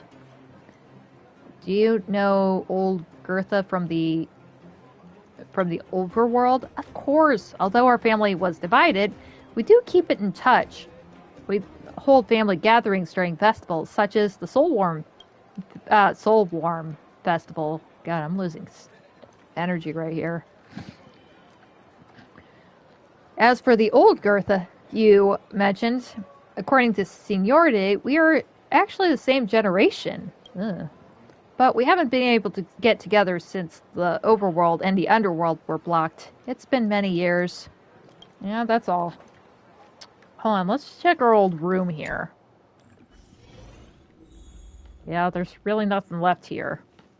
Yeah, there was like a survey that was around here. That was pretty much it.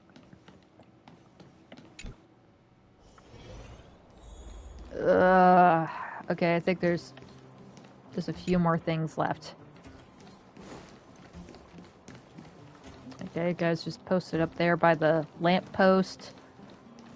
Fedora! Of course robots have feelings. Oh, there you are! Look, I finished building my robot. Great work, buddy. I found the language module. I did? Oh. Wow, this is just the part I've been looking for. As long as I have this. It's awkward to say, but could you possibly let me have that? Please, it really would mean a lot to me. Yeah, just take it. I didn't even know I had it. Thank you. You're so kind. Then I'll hold on to that for you. This component will definitely come in handy. But if we want to build an emotionally interactive robot, a simple module like this won't be enough. That's right, we have to code emotion into it. If you have the time, please come and give me a hand. Okay. Knight in shining armor. Of course robots have feelings. I'm wondering, are you a mechanic? Of course, no one but a mechanic could make robots, could they? Well, actually, many people among the vagrants also possess that skill. But I'm different from them. They make robots for modified robot fights. The robots they make fight each other. I don't get the fun in it. Excuse me. Of course robots have feelings. Nothing. Of course robots have feelings. How have things been? Why are you asking that all of a sudden? Is something big going on at the moment? There's chaos in the mine. Haven't you heard? The overworld and the underworld are united. Whole meat is half the price? Oh, so that's how it is. I heard some people chatting about this, but I thought they were only joking. Reuniting the overworld and the underworld seems like a good idea to me. There's hardly any spare parts down in the underworld, just piles of defective junk. It's different in the overworld. I heard there's a famous workshop up there. I've always wanted to see it. Maybe I can get the language module. Nah, you already got the module. Without further ado, I'll start packing. Thanks so much for the valuable intel. Okay, well, I'm done talking to her. My monthly allowance is nearly run out again. Oh.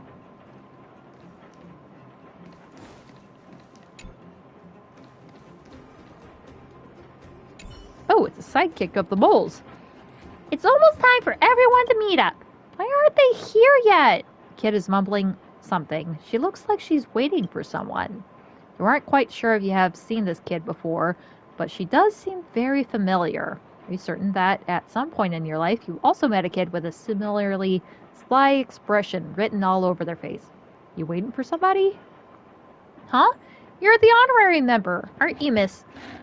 What are you doing here? Oh, I know.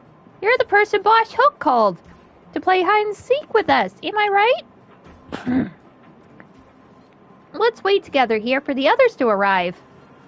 Whoa. Look, Hook's here. Oh, it looks like everyone's here. We'll decide who's it by rock, paper, scissors. Rock, paper, scissors. I didn't expect that I would be it. Boss Hook is so scary. Looks like it's time to go into serious mode. The game's basically over already. Run as fast as you can. Find somewhere to hide. That's all pointless, for I, Pitch Dark Hook the Great, will find every last one of you. Ha ha ha ha. Sorry. The energy drink probably isn't helping. I'll say it again. The play area starts from this intersection all the way to the plaza. Hiding anywhere else is against the rules. Find a good spot to hide in this area. Oh gosh, where do I hide? Where do I hide? Where do I hide? I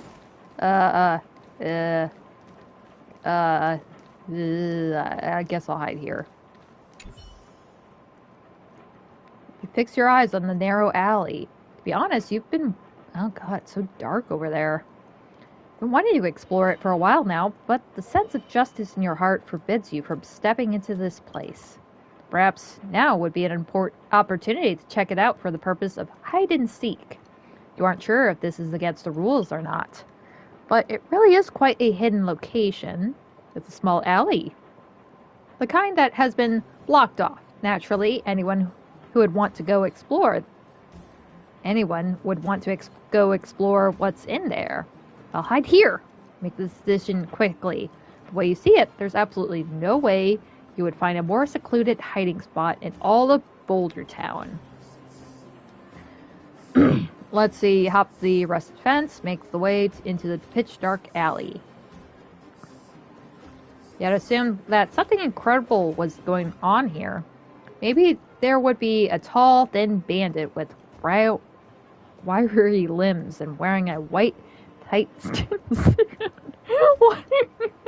on stilts while committing crime. Did they just... Was this just a fucking dead Slender Man here? Doesn't he hide in the woods or something? Or perhaps... Hold on. Let me get some water in me.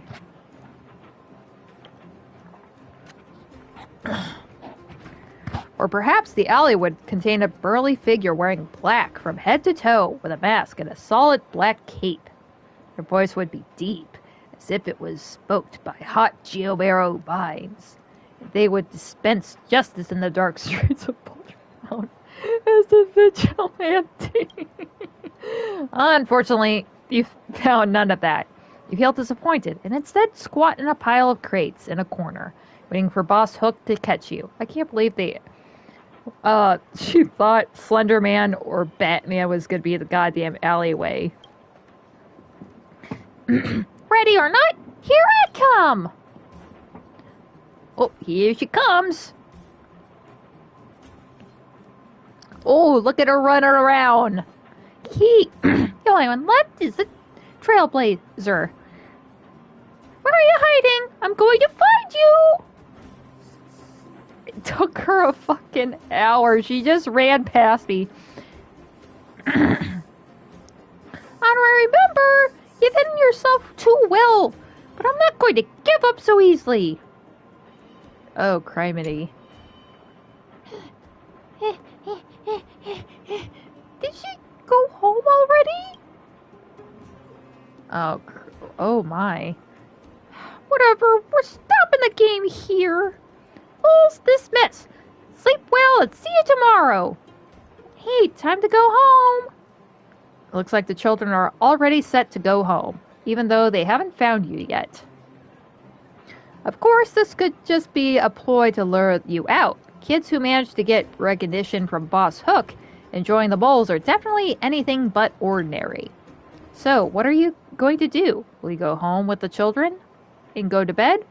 Or will you prove to them that you won't take the bait? Why play if you didn't intend to win? Stay hidden. You play to win. That's the basic code of conduct for any professional player. Hide and seek is no exception. And so, you remain silent, having decided to remain hidden in the darkness of the alley, yes, with Slenderman and Batman. And, oh shit. Oh, you're finally awake, sleepyhead. How did I get here? It's a long story. So, she explains the situation. The point is, when Sampo brought you to the clinic, you were already on death's door. I thought he was up to no good again. God damn it, I can't believe I got my dumb ass saved by Sampo. Luckily, it was just because you hadn't eaten for 3 days? What the fuck? It looks like you've pretty much bounced back. Just because I haven't eaten for 3 days? If someone passes out in a dark alley, that's about the least concerning thing that could happen. Just remember, when you play with Hook and the others next time, you don't need to play like it's a battle of wills. Yeah, they're fucking like 8. You need to take care of yourself. Don't forget. Ugh, criminy. Oh, wait, Ooh! I knew it's been 3 hours. Okay. Oh god, I can't believe I freaking... I get my ass saved by Sampo once again. That's so stupid. I just... I was in it to win it, dog.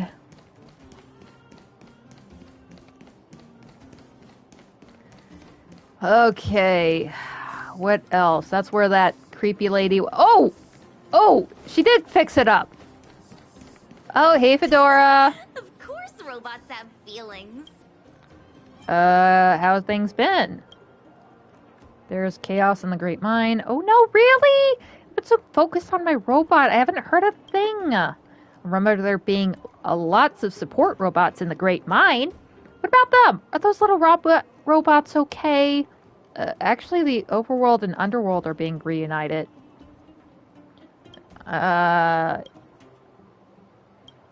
Yeah. Oh! Hey, bot! Hello. I'm gathering data sets that could be used for emotional interactivity. My master, Fedora, said that you could provide me with suitable data set. During the learning process, I will randomly present you with social interaction. Please answer based on your personal experiences. Your conversation will be recorded and parsed word by word.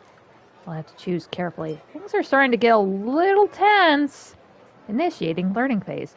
Are you ready? Yes. Scenario 1. Fedora has been in high spirits lately, and she invites me to watch a bout at the fight club. After the winning punch from the boxer Fedora is backing, she looks at me in anticipation of me saying something. As her friend...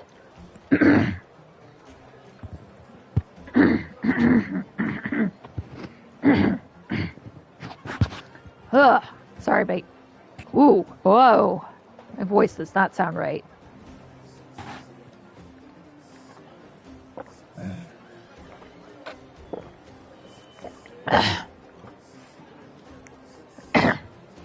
As her friend, what should my reply be at this time?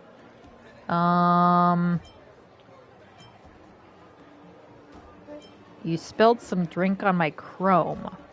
Is that all you need to become a fighter? Learning. Learning complete. Initialization. Next scenario. Wait, I thought she didn't like the fights. Well, she doesn't like the robots that are designed to fight. Fedora has recently learned a new song. Through a comparative audio analysis, I discovered that her vocals are very different from the original. Even so, Fedora always hums along to the song involuntarily. One day, she suddenly asks me whether her singing is good or not. As her friend, what should I say at such a time? Is that the extent of your singing? Abnormal noise levels detected. Yeah. Does it sound... It sounds great. Learning.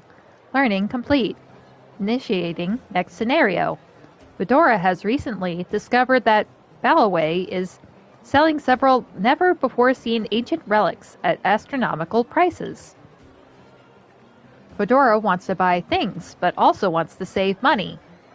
At this frustrating juncture, she hopes you can come up with an idea. As her friend, what should I say at such a time? I could split it with you. Save it. How much do you have left in your purse? Learning. Learning complete. Initiating next scenario. God, how many of these do we have to do? Learning. Learning using your own style, you help it get through a ton of scenarios. You crushed it! Thank you! It learned lots on the spot reactions. Perhaps it really can communicate with people normally. How is everything going to turn out? I can't wait to see. Nice. Praise the high morals. Okay. I talked to her. Oh, Louder. Yo, welcome to Louder's humble shop. Don't hesitate to let me know what you need. What you got, Sonny? 6,000 creds. Nice. Alright, this has to be... There can't be that many people left to talk to in town. Lady? No. Oh, Dumpster!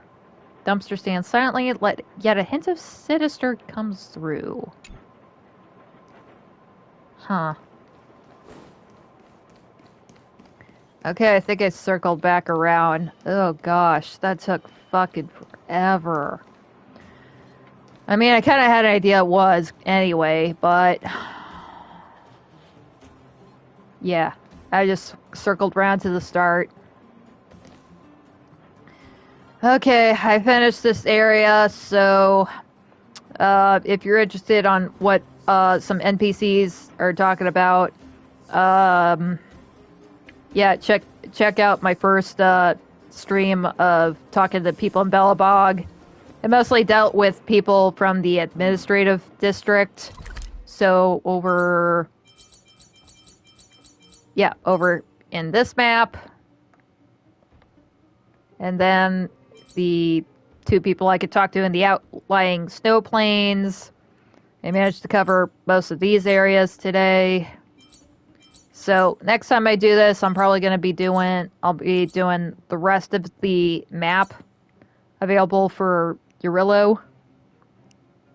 So that's going to include Robots Settlement, the Great Mine probably, the Old Weapon Testing Ground, and more. But yeah, I think I'm going to call it here because, oh my god, that took fucking forever. Said that the last one, but whatever. I'm talking to every goddamn NPC on the game. This is just like the second part of this. I'm talking to everybody on Jarilo, on Jianzhou, the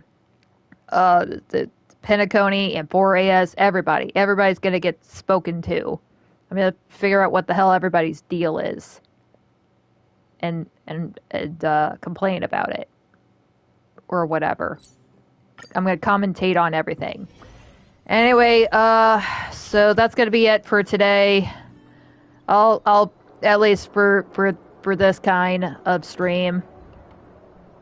I'll probably be back later in a few hours to carry on with Genshin Impact. Lantern Rights here. There might be some more expansion on the games. Wait, does he keep looking off to the side? Loja, who are you looking at? Is it those kids? Oh god, don't look at the kids over there. Oh, anyway, I'm gonna call it a night here for Honkai Star Rail. And I'll see you in a few hours. I'll be here later tonight for Genshin Impact again. So, thanks for watching. Seriously, where the fuck does he keep looking? He keeps just looking at up there in the corner. Anyway, this is Bear signing off. I'll continue this some other time. Thank you for watching, and have a good rest of your afternoon, or morning, or evening, or whatever the hell you're watching this. So, yep. See you later. Okay, and this here.